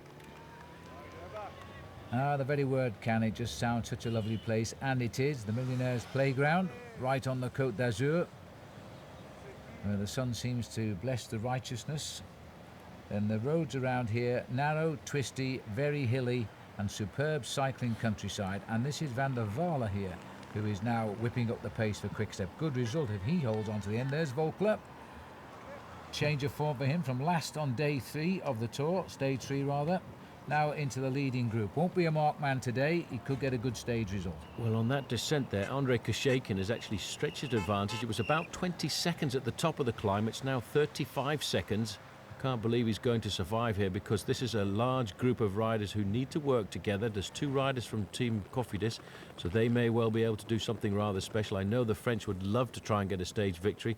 It is amazing to think that they haven't won a stage in Paris-Nice for almost 5 years. Well, the French are, you can do that with almost any of the races these days. They haven't yet got the guys back on. They dearly need it. Looks as though Belgium solved the problem with Tom Bonen. Now we would like the French to find themselves some good bike riders to give the sport the fillip it needs. Well, this could be Chavanel. I saw him having a quick word with David Moncoutier a little earlier, but he's looking now to try and bridge a 35 or 40 second gap. He could do it, because after all, he is the French national time trial champion. There's the Liberty Seguros car going along. He's trying to drive across the gap. Now, if the car is going across the gap, that would indicate to me that the referees are actually giving a time of the 1 minute, because they don't let the team manager's car go across until the gaps get up to the 1 minute mark. And this is the rest of the group on the road. Well, it would be nice for Kashekin, there's no doubt about that. I mean, this is a rider who's won 2 races in his career. One was the overall classification of the Saxon Tour. So the only time he's actually crossed the line as winner of a stage race, or any race, was the Grand Prix Formies, and that was a little while ago, back in 2004 in September. I don't think he's going to worry too much about these boys now. He should be safe, he should get in, and he should get his second ever road race victory. Lord Vukla there, leaving the gap for Evgeny Petrov. I'm not sure why he did that, because Petrov must be pretty cooked, because he was away for a long time. Now this is the group with the leader. This is Alexander Moos. No, it's Axel Merckx on the front. Alexander Moos in second place. Finding something special now to drag Floyd Landis down towards the finish line. And keep him in that leader's jersey, and I think it's going to be safe at 10 kilometres or 6 miles from the finish for the leader. And these streets down here are always narrow, full of traffic furniture, but at least there's no traffic. And you dodge your way down towards the line in Cannes now. And Kashekin is heading there with a lead of around about a minute. I wish somebody would tell us, but there's about a minute as he heads down towards the finish, and he's not looking like a tired man at all. He certainly isn't. Look at the fluidity in his pedaling action there, sitting nice and far back on the bike, keeping himself nice and powerful, but the legs are ticking over quickly. This is the French time trial champion trying to get across. Sylvain Chavanel trying to get himself a performance for France. He's currently still hovering himself at around about the 1 minute mark, so he's not eating into the advantage of Kashekin. Well, this is the rider that Bernardino is often critical of. He thinks he's got a lot of talent, but he always thinks he doesn't read the races quite right, misses the move, or isn't aggressive enough.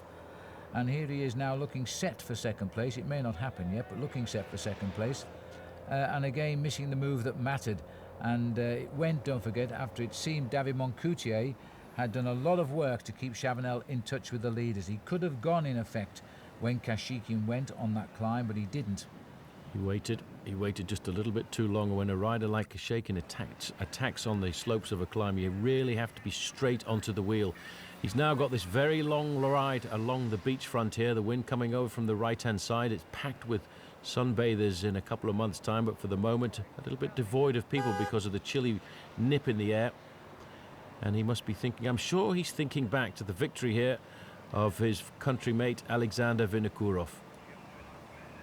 Well, the spectators waiting down at the finishing can there is the Mediterranean, and anybody on the beach will be tucked under the seawall to keep out of the chill air, but it is quite pleasant, the conditions now, and the sun is on the back of Chavanel here as he races down the same stretch of seafront now, but it's too late. The gap is 1 minute exactly just now. We might be able to work that out from the helicopter. That's the third group on the road in effect. They're racing the third place, and there's still the original breakaways. They haven't been brought back. The pack containing the Phonak riders must be able to see them. They're not far behind. Beautiful sea, beautiful weather here this afternoon as we look down here at Andrei Kashekin. He's looking to be a man to follow in the wheel marks of his own countrymate and now teammate Alexander Vinokourov. Vinokourov, by the way, 2 years ago won himself 3 stages in Paris-Nice, including the last 2, this one, and of course he won the final stage into Nice as well. At last, somebody's going to say, a win for Liberty Seguros in this race after the fine work of Alan Davis, 3 second places. It looks like it's going to be their victory as they race in. It's been a good week for the Spanish teams and the Spanish speakers, that's for sure, not to mention the American, of course. Are we going fast on that speedboat, do you reckon? Just about holding on. Just about holding on. He's looking up. It's a very long straight road, this, and it's made very difficult by the fact the prevailing wind is always coming off the Mediterranean.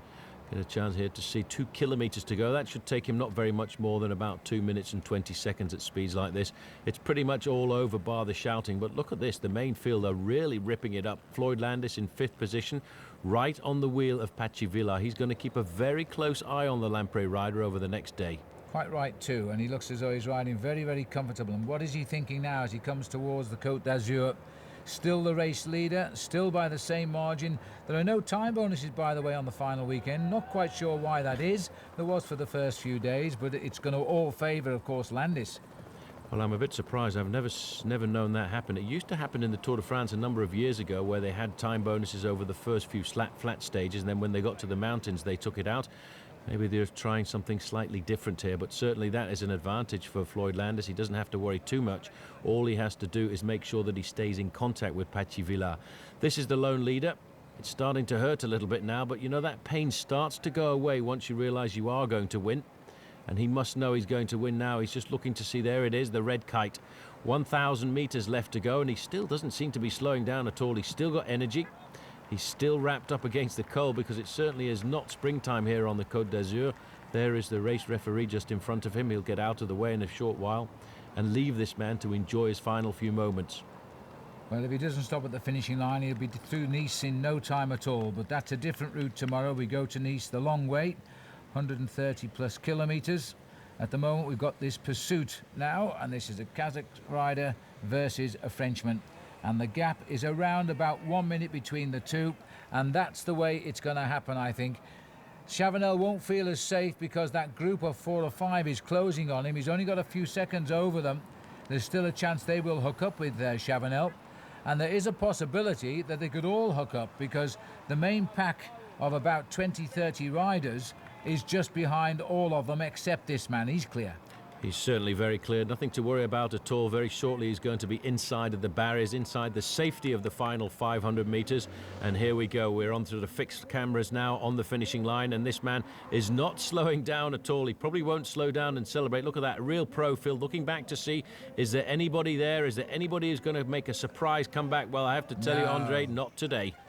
6 in the World Time Trial Championship last year, and he used all of that ability today to ride away from the Col de Tanneron into Cannes, kiss, zip up, wave to the crowd, do what you like now. It's only the second time in his life he has actually crossed the line to win a road race, and he's done it quite clearly by at least a minute. Here comes Chavanel. Well, I think all Chavanel is doing now is trying to ride for the position of first Frenchman. And that's something that doesn't seem to have changed since I was racing bikes professionally. The French always want to be the first Frenchman to cross the line. Very rarely do they seem to worry about actually winning the race, but it's more a pride of being the first Frenchman in the result at night. Well, again, confirmation that Chavanel is still pretty much in the top flight of French riders of the day. There's a handful of them up there. And just look in the background, you see that he's not here yet. He's not safe. because they're coming in. That's still Petrov, the Lamprey rider, is right there. And this little group all of a sudden is almost on. Chavanel might just make it. 300 meters to go. They almost had him. That would have been a shame. So Sylvain Chavanel will get the second place. Now who'll get the sprint for third? Well, there's a lot of Frenchmen in that group. Thomas Voeckler might try and get the pride and get himself across the line for third. But as you can see, Chavanel has just survived as the rest of the group start to sprint up for third place. Chavanel gets second, just on 10 seconds down and right on the line. That was a tight one, but I can tell you there's 3 Frenchmen across the line there. So it looks as though France has taken second, third, fourth and fifth, but denied the win. This is the battle now, and again this leading peloton was not far away. It almost came back together. That's great news for Floyd Landis. He comes to the line with all of his main adversaries. He goes into the last day of Paris-Nice as leader, and he's now just one stage away from his greatest ever victory.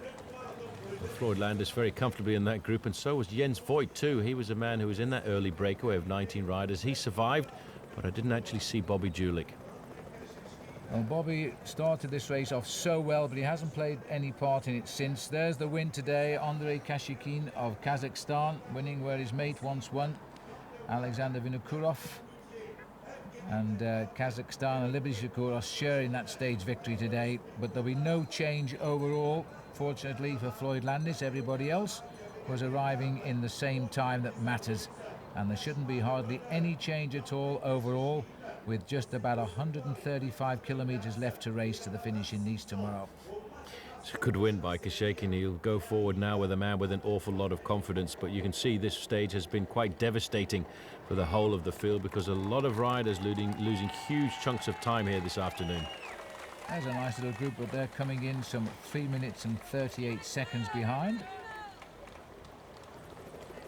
Now let's have a look at the stage result then. Kashikin gets it's his third win as a pro, including an overall classification. Chavanel at 1:06, the chasing break at 1:11, and the main field coming in at 1:33, but it wasn't really a main field, was it?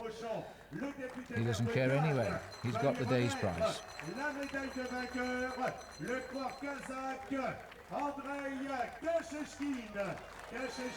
Bernard Hinault off to the right, just popping into our picture as part of the organisation, as always, of the Tour de France, which this is part of the organisation of. Overall, the same gaps remain across the board here, and Kashikin still not in the top 10 overall. Landis now isn't far away from winning this race as he salutes the crowd here. This is his last day as leader of Paris-Nice. Tomorrow night, will he be standing there as winner? I wonder. Let's have a quick word with Floyd. There's a lot of guys within 5 minutes, and I would like to have had a break with guys who are 10 minutes or more. Would have been easier on my team. And on top of that, it took longer for the break to go than I would have liked, but made it a hard race for everybody, and I think I can be proud of my team. They never gave up, and they stayed together as long as they possibly could. And even at the end, I had 2 guys with me, so no, I'm very, very happy about that. Absolutely, Phonak looking good towards the end. Now we're on to the final day, stage number 7, Nice to Nice. We go through the town once, then back around a big circuit, including the climb of the Col d'Ez. Just over 135 kilometres, this one. It's going to be 135 very nervous kilometres, I think, for Floyd Landis, because look at that. The Col de la Porte over 1,000 metres, but the Col d'Ez, Paul, that'll be decisive. Yeah, the Col de la Porte is 13.2 kilometres, but it's all on that final 7.8 kilometre ascent of the Col d'Ez right down towards the end. So this here is Alberto Contador, and just in front of him, rather, the man that won the other day off the Côte de Tanneron, Rodriguez, at it again now. As we leave Villefranche-sur-Mer, one of the beautiful little towns which are bound now overlooking the Côte d'Azur. We're right above Nice here. Well, Contador very aggressive on this stage last year, almost got himself the victory, almost decked it as well on a very precarious descent. And this is the Zeberg, who's trying to get across here. He's been dropped on a number of occasions in the early part of the Col d'Ez here, and he's now trying to pull himself back up to this leading group of riders. In fact, he's been dropped, I would have to say, Marcus Zeberg, about 5 times so far, and every time he's managed to claw his way back. But just looking up the road there, this time, Phil, I think it's the last chance. The head's down, the shoulders are bent, and that's a bad sign. What I can tell you is, though, because of aggressive riding earlier on by David Moncoutier, he was first over the Col de la Porte after 50 kilometres. He's done enough to carry off the King of the Mountains competition, and virtually the week-long leader there was Christophe Laurent. So he's lost on the very last day, and we don't wish that on Floyd Landis. And there is Landis now, still marking the man who's been following him right around this race since the 4th day. It's Eric Decker at the front as well, just following the wheel marks of Just Postuma. But Floyd Landis must be feeling just that little bit more confident as we get up to around about 500 metres to go to the summit. Second place, Alberto Contador, and look at that. You very rarely get a beautiful backdrop like this for Paris-Nice. Normally these roads at the start of the season are shrouded in mist, but today they are completely and utterly devoid of clouds. A beautiful day for a bike race. And reasonably warm. In fact, it'll feel like a heat wave after what we had a few days ago. And as you can see, the riders are now in their summer racing gear here. Contador and Rodriguez prepared to work together now because Zeberg cracked. He was first over the top of La Terbi, but he's gone now, leaving it to those two. It's another move by Petrov here. Been aggressive over the last couple of days. Very nice style, a man who's a former under-23 world champion. Getting a nice low position. I think probably he's trying to put a little bit of pressure onto the shoulders of Floyd Landis because he's trying to take a bit of sting out of Landis in his team's chase. I think he's just coming up behind Zeberg there. He's coming backwards rather than forwards. Well, this is the group, what's left of the bunch. Yeah, there's not very many riders left. Villar right there riding straight in front of Floyd Landis. Landis really only has to watch out for one rider. Sammy Sanchez, by the way, has also got a rider breathing down his neck, and that's Antonio Colom, and I think that was Colom attacking. Heading up to the top of the Col d'Ez, and we can tell you now, news reaching us, that Tom Bonan has abandoned very soon after the start today, apparently, 5 or 6 kilometres in. And also gone is Bobby Julich, the winner of the race last year. Yes, I'm not surprised, really, that Tom Boonen didn't drag his body over these big mountains. 3 big cols on today's recipe for the riders. I think Tom Boonen now starting to think and get his mind very much into the frame to try and win Milan-San Remo. He's the #1 favourite for that race alongside Alessandro Petacchi. So I think he probably thought that these climbs were just a little bit too long for him. Well, they're going to have a terrific team, there's no doubt about that, because running concurrently with this race is the Tirreno Adriatico, and Paolo Bettini, who's also expected to be a strong mate around Tom Boonen, is winning stages just like Tom was here. Well, there's a few gaps going clear here. In fact, there's no major reaction in that group from Floyd Landis and his men. I wonder if this is Antonio Colom trying to get himself off the front. He starts the day in 4th place overall. He's more than a minute behind. Is that Sanchez trying to chase him down? Because if it is, Sanchez is going to concede 3rd place overall here. Yeah, these two riders are only separated by 2 seconds in the overall classification. But of course, Floyd Landis, Phil, does need to be very attentive if he wants to keep hold of his position, because even over the last 10 kilometres, it's very easy to lose a minute. Well, Zeberg's been picked up by Petrov, and it looks as though, and I think it is Colom, who is coming across to catch them both. There is what's left of the peloton of Paris-Nice. In that group is certainly Samuel Sanchez, currently 3rd overall, currently out of that position, and also the yellow jersey of Floyd Landis. Up the road, 2 leaders. Well, that's Rodriguez on the front, looking to get himself a 2nd stage victory in Paris-Nice this year and a 3rd stage victory in his career, and Alberto Contador. Contador rode superbly on this stage 2 years ago, in fact, when he was away with Alexander Vinokourov. Took a lot of risks on the descent, and at one stage actually pulled his foot out, and I thought he was going to go over the top of the handlebars.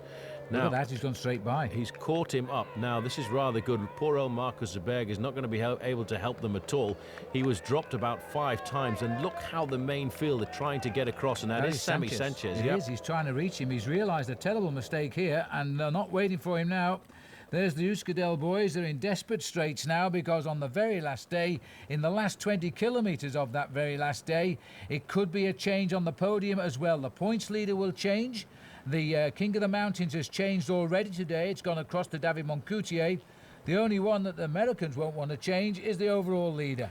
Well, they might want to not see a change in the team classification either, because at the start of the day, the leaders in the team classification was Team Discovery Channel, and they had a 15-second advantage over Team Lampre, and they could see that disappearing as well, because in that group, you can just catch a glimpse of Evgeny Petrov.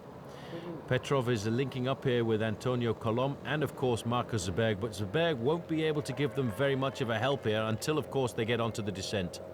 The Battle of the Col d'Air. It used to be the final time trial of the Paris-Nice for years and years and years. Now there's no time trial this year apart from the prologue. It's every man for himself. Not even a time bonus on these last 2 days of racing. Alberto Contador racing for that elusive victory on a team which is riding superbly. Rodriguez has got his win and he's looking for a second one here. Now starting the descent, it's a tricky descent here, but a fairly fast one as they head down towards Villefranche-sur-Mer. Once they get to the small town of Villefranche-sur-Mer, then it'll be a fairly flat run into the back end of Nice around the Old Port. Contador leading them round the corner there, taking a lot of risks. There's a couple of dodgy parts on this descent. I remember going back a number of years, there's a couple of directional islands which are very difficult to get around. Nice little crowds here, lots of coffee shops and restaurants. This is where the rich people enjoy paradise. Once the sun comes out, and it's out today. Now, if Rodriguez knows that his teammate's coming across here, Phil, he's going to stop working with Alberto Contador at the front there and try an advantage and move up in the overall classification. I think that's why we saw Contador then all of a sudden starting to try to whip up the pace. It's a good point. Now, they can talk to each other on these little radios. It's possible that they do know it's happening, but in this terrain, of course, the radios may not work. There's the remnants of the main field, the field that matters in Paris-Nice. This is the descent now. It looks as though Rodriguez is now following Contador and just staying with him. We'll see if that develops as we plunge now the last 10 miles of racing back to the finishing line in Nice. Perfect racing conditions after all of the ice, the fog and the freezing weather that we've encountered on the long road from Paris. We're now 1,300 kilometres into this race. Marcus Seberg on the back here, just hoping he can recuperate a fraction. He was dropped so many times on the Col d'Air. I'm surprised to see him still at the front end of this bike race.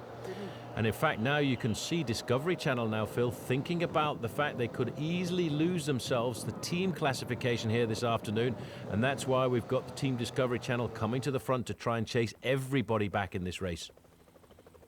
Good wide roads, great descent at the moment down here. This is Column. Everything to gain. He's got to reach those two boys at the front. I beg your pardon, this is Rodriguez. And he's working, so maybe he doesn't know his teammates trying to reach him.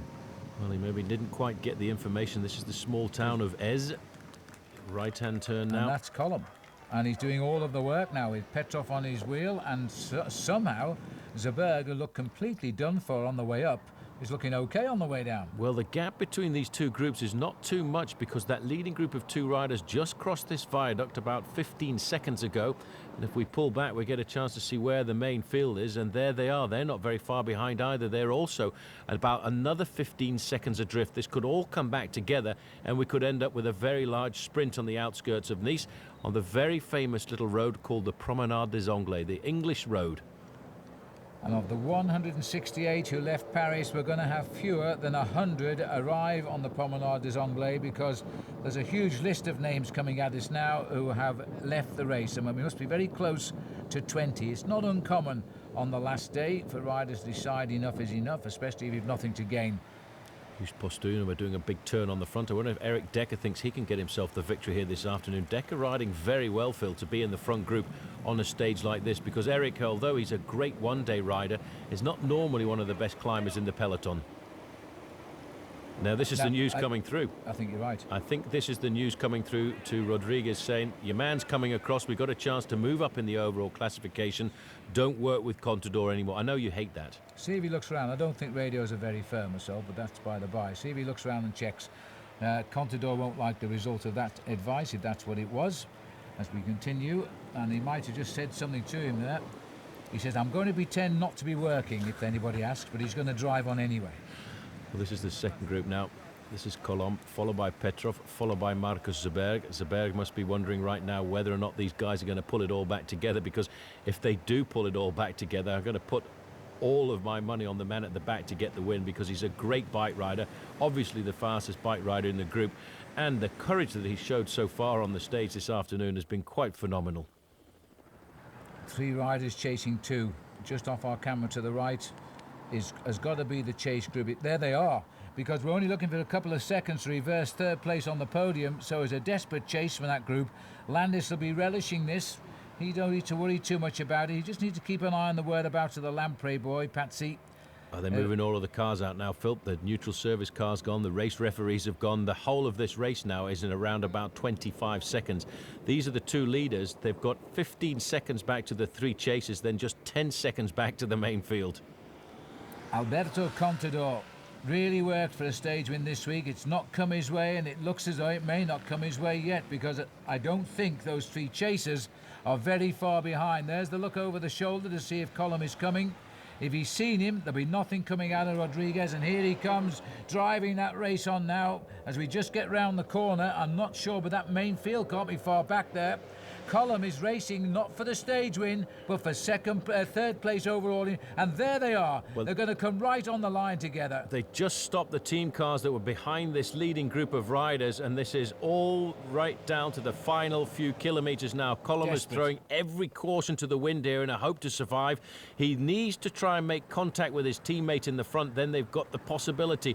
But the main field is really under the pressure coming from them, from Team Rabobank, who think Decker can win, and of course from Team Discovery Channel, who've got a real desire this afternoon to win the team prize. Well, that chase group there now must feel as though they're getting this race back under control, and Samuel Sanchez can breathe a big sigh of relief here, because he's got to get him back. There's only a couple of seconds in it. He's got to get right up alongside him with no bonuses on the line. Might work to Sanchez's advantage. These are the two leaders. Those motorbikes need to keep the gap clear now, because that's all those riders will need to cross it. Well, all of the work being done here now by by Colum rather. Desperate to reach across. He can almost touch those two. Gosh, he's probably willing himself across this gap. And he's not getting any help at all from Petrov there in second place. Markus Zberg looking over his shoulder. He knows that the main field are coming back. They're not very much more than 100 metres in arrears. There's Joost Postuma going forward now to whip up the pace. There's two riders there from Discovery Channel. They want to try and keep this to within 15 seconds, because if they don't pull it back to 15 seconds, then the Team Lamprey are going to take the overall lead in the team classification, and that would be a bit of a boost for them on the final day of racing. There's about 25-30 riders in that group there, as they race desperation on some of their faces now, not on the face of Floyd Landis, who's heading for his biggest ever victory. Even though we mustn't forget the great win in the Tour of California, this is one of the established monuments of the world calendar. The 64th Paris-Nice, an American for the second year in a row. He's going to run out the winner. He's only got a couple of kilometres to go. He's only got one man to worry about. The battle we're watching now is the race for third place on the podium. Well, that second group, this group we're looking at here, look at the distance. It's only 100 metres between the first group and the second group on the road, and the main field is still not all that far behind themselves. Stretched out into a very long straight line. Floyd Landis must be quite happy with this situation. He doesn't have to worry too much about Colum, because Colum started about 1 minute and 15 seconds behind him in the overall classification. I don't think he's going to pull that back, but right now what he's trying to do is steal 2 seconds away from Sammy Sanchez. Now this is a big advantage for Colum, because he's made the contact with his teammate Rodriguez. Wonderful racing days. This last stage of Paris-Nice, the race to the sun, is in the sun. Now it's 5 versus the peloton of about 25 riders here. And Zberg, who was round shoulders and in big trouble on the Col d'Ez, hasn't done any work here. And he packs a very, very fast sprint finish. And he's just yo-yoing off the back. Well, the brother of Beat Zberg, the two riders from Switzerland, have raced very well over the last few years. They're very happily and comfortably in with Team Gerolsteiner, who's had a very good start to the year. They got a stage victory in the Tour of California with Levi Leipheimer winning the opening day prologue. But look at that main field, stretched out into a very long, thin line. That's the pressure of coming through Villefranche. Very shortly, they'll pop out into the old port of Nice, go around the back of where all the very expensive boats are moored up, and then they'll be lining themselves up for the attempt at the finishing line. The black jerseys of the Caisse d'Apon, the new jersey on the streets, being shown front and back here in a Caisse d'Apon sandwich, which you race into Nice now. Zberg is taking much closer order as he sits on the back of the Russian rider there as well. And this is the chase behind. Still, it looks to me as though we've got Postuma working very hard on the front. Frank Schleck is in this group. Sanchez wishes he wasn't, but he is right in the centre of it. The yellow and white jersey of race leader Floyd Landis since the end of stage 3. It's safe now. Chachurubier on the front trying to nail them back as well. Also in that group, Jaroslav Popovic. He was in the breakaway yesterday for the first time, showing a little bit of form this year. And Joost Postuma, look at that. There is the main field just around the corner here, while the two riders from Case Depart and Lille Barriares are really giving it everything. I didn't see what that sign said. I think it said about 4 kilometers to go. Well, this has been a great piece of riding and a planned piece of riding by the Spanish squad. They wanted to get that couple of seconds that would make the difference and put him on the podium, and it was a timed effort. The decision was to go on the climb towards the end of the Col d'Ez, and as it happens, Rodriguez, his plan was to try and be up front when he was joined by Column, and so far it's working. Euskaltel Euskadi now panicking. It's 15 seconds from the 5 leaders to the main field, and Euskaltel Euskadi coming forward to try and close back this gap for their man Sammy Sanchez, who is in 3rd place at the start of the day, but only 2 seconds ahead of the 4th place rider Antonio Colom, who is in this group of 5 men now. And Phil, I'm getting a little bit dizzy going around these corners. Well, our motorbikes have had a dizzy time on Paris-Nice with all these corners, but we're inside 3 kilometres to go. It's a freewheel at the chase group here. Landis can tick off the kilometres now rather than the days, as he will be shortly the race winner of Paris-Nice. And Sanchez is going to feel very nervous because that gap is close, but I don't think it's close enough just now. Well, the last time check I was able to get was 15 seconds. It only has to be 2 seconds on the line for Colom to move up into 3rd place in the overall classifications. Sammy Sanchez can take a little bit of respite, though, from the fact that if he does lose his podium position, he will still climb up there because he will run out the winner of the points classification with the abandon this morning of Tom Boonen.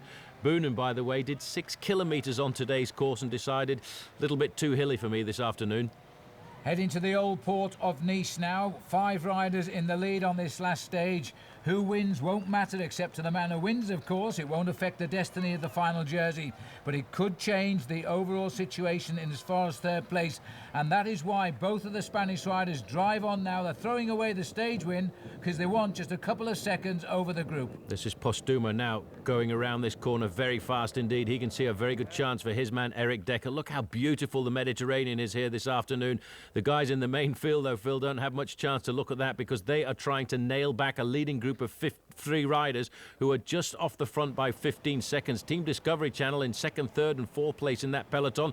They will also try to pull back this group, but the 2 riders from Case d'Epargne, Lille Baleares, as you said, are throwing the stage away here this afternoon because what they're looking for is something completely different. They are looking for 3rd place overall in Paris-Nice. And it's Antonio Colom himself who's having to drive on now in the search for a 3rd place in Paris-Nice. What a great result it will be for the Spanish boy.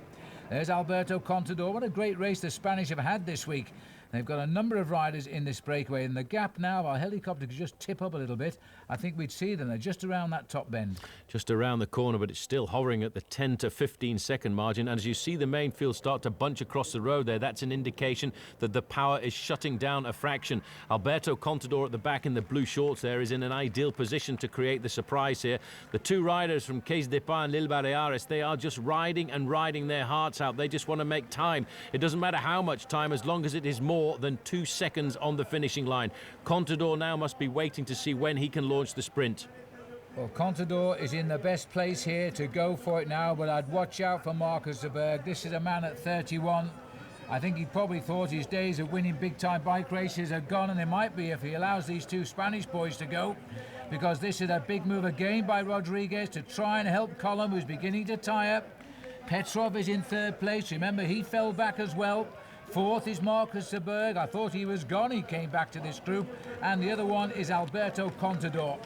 Well, watch out for Petrov. A man who's been world champion is a man who's got an awful lot of talent. He could create the bit of a surprise here this afternoon. He's in 3rd place in the Lamprey colours. Marcus Zuberg now has got right onto the wheel of Petrov. He knows what he wants to do. He wants to wait until the last possible moment. You can see Rodriguez looking over his shoulder. Colom, he's just going to ride to the line. Here he goes, and the way he's launched himself, nobody's going to catch the 31-year-old.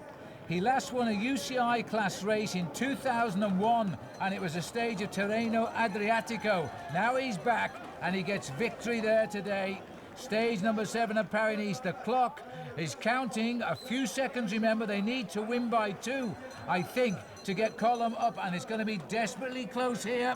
They're all dashing for the line, but we're looking here at Sandy Cassar, who leads them over the line, and that clock, Paul, if I'm right, they've got about a 2-second gap. I'm leaving that for the judges. Well, it's a bit more than that. It's 20 seconds, I think, as we look at another group coming in here. A lot of riders being tailed off. Overall, not between the real time. Well, the difference is enough, that's for sure, because you will see all he had to do really was just finish in front there. So it will be enough to change the overall classification with Column moving up into 3rd place, but it won't be anything at all for Floyd Landis. He doesn't have to worry about that.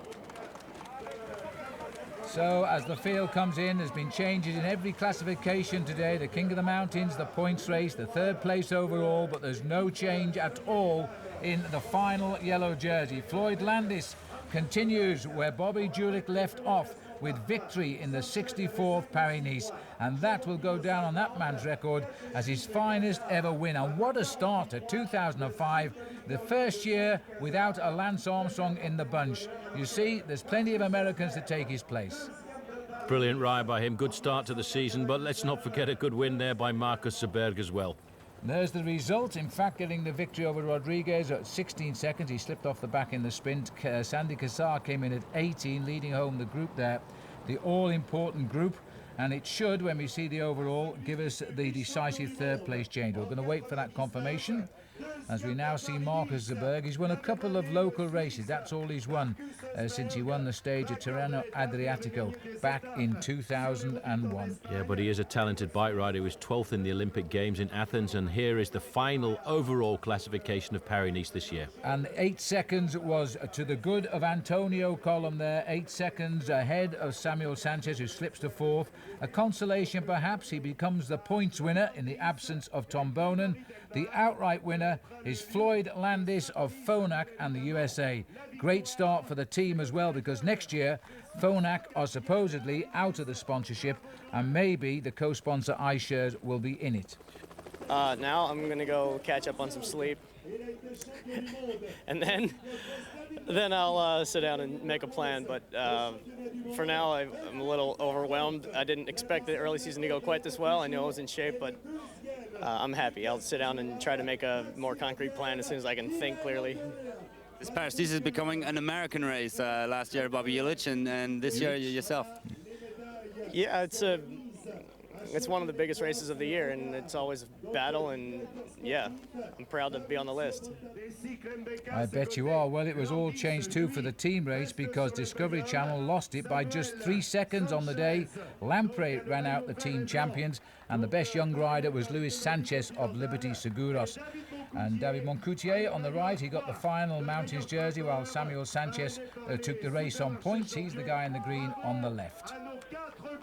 But there's no doubt who the winner was, Floyd Landis of Phonak and the USA. He deserves his beer tonight, and where better than down on the Côte d'Azur in Nice.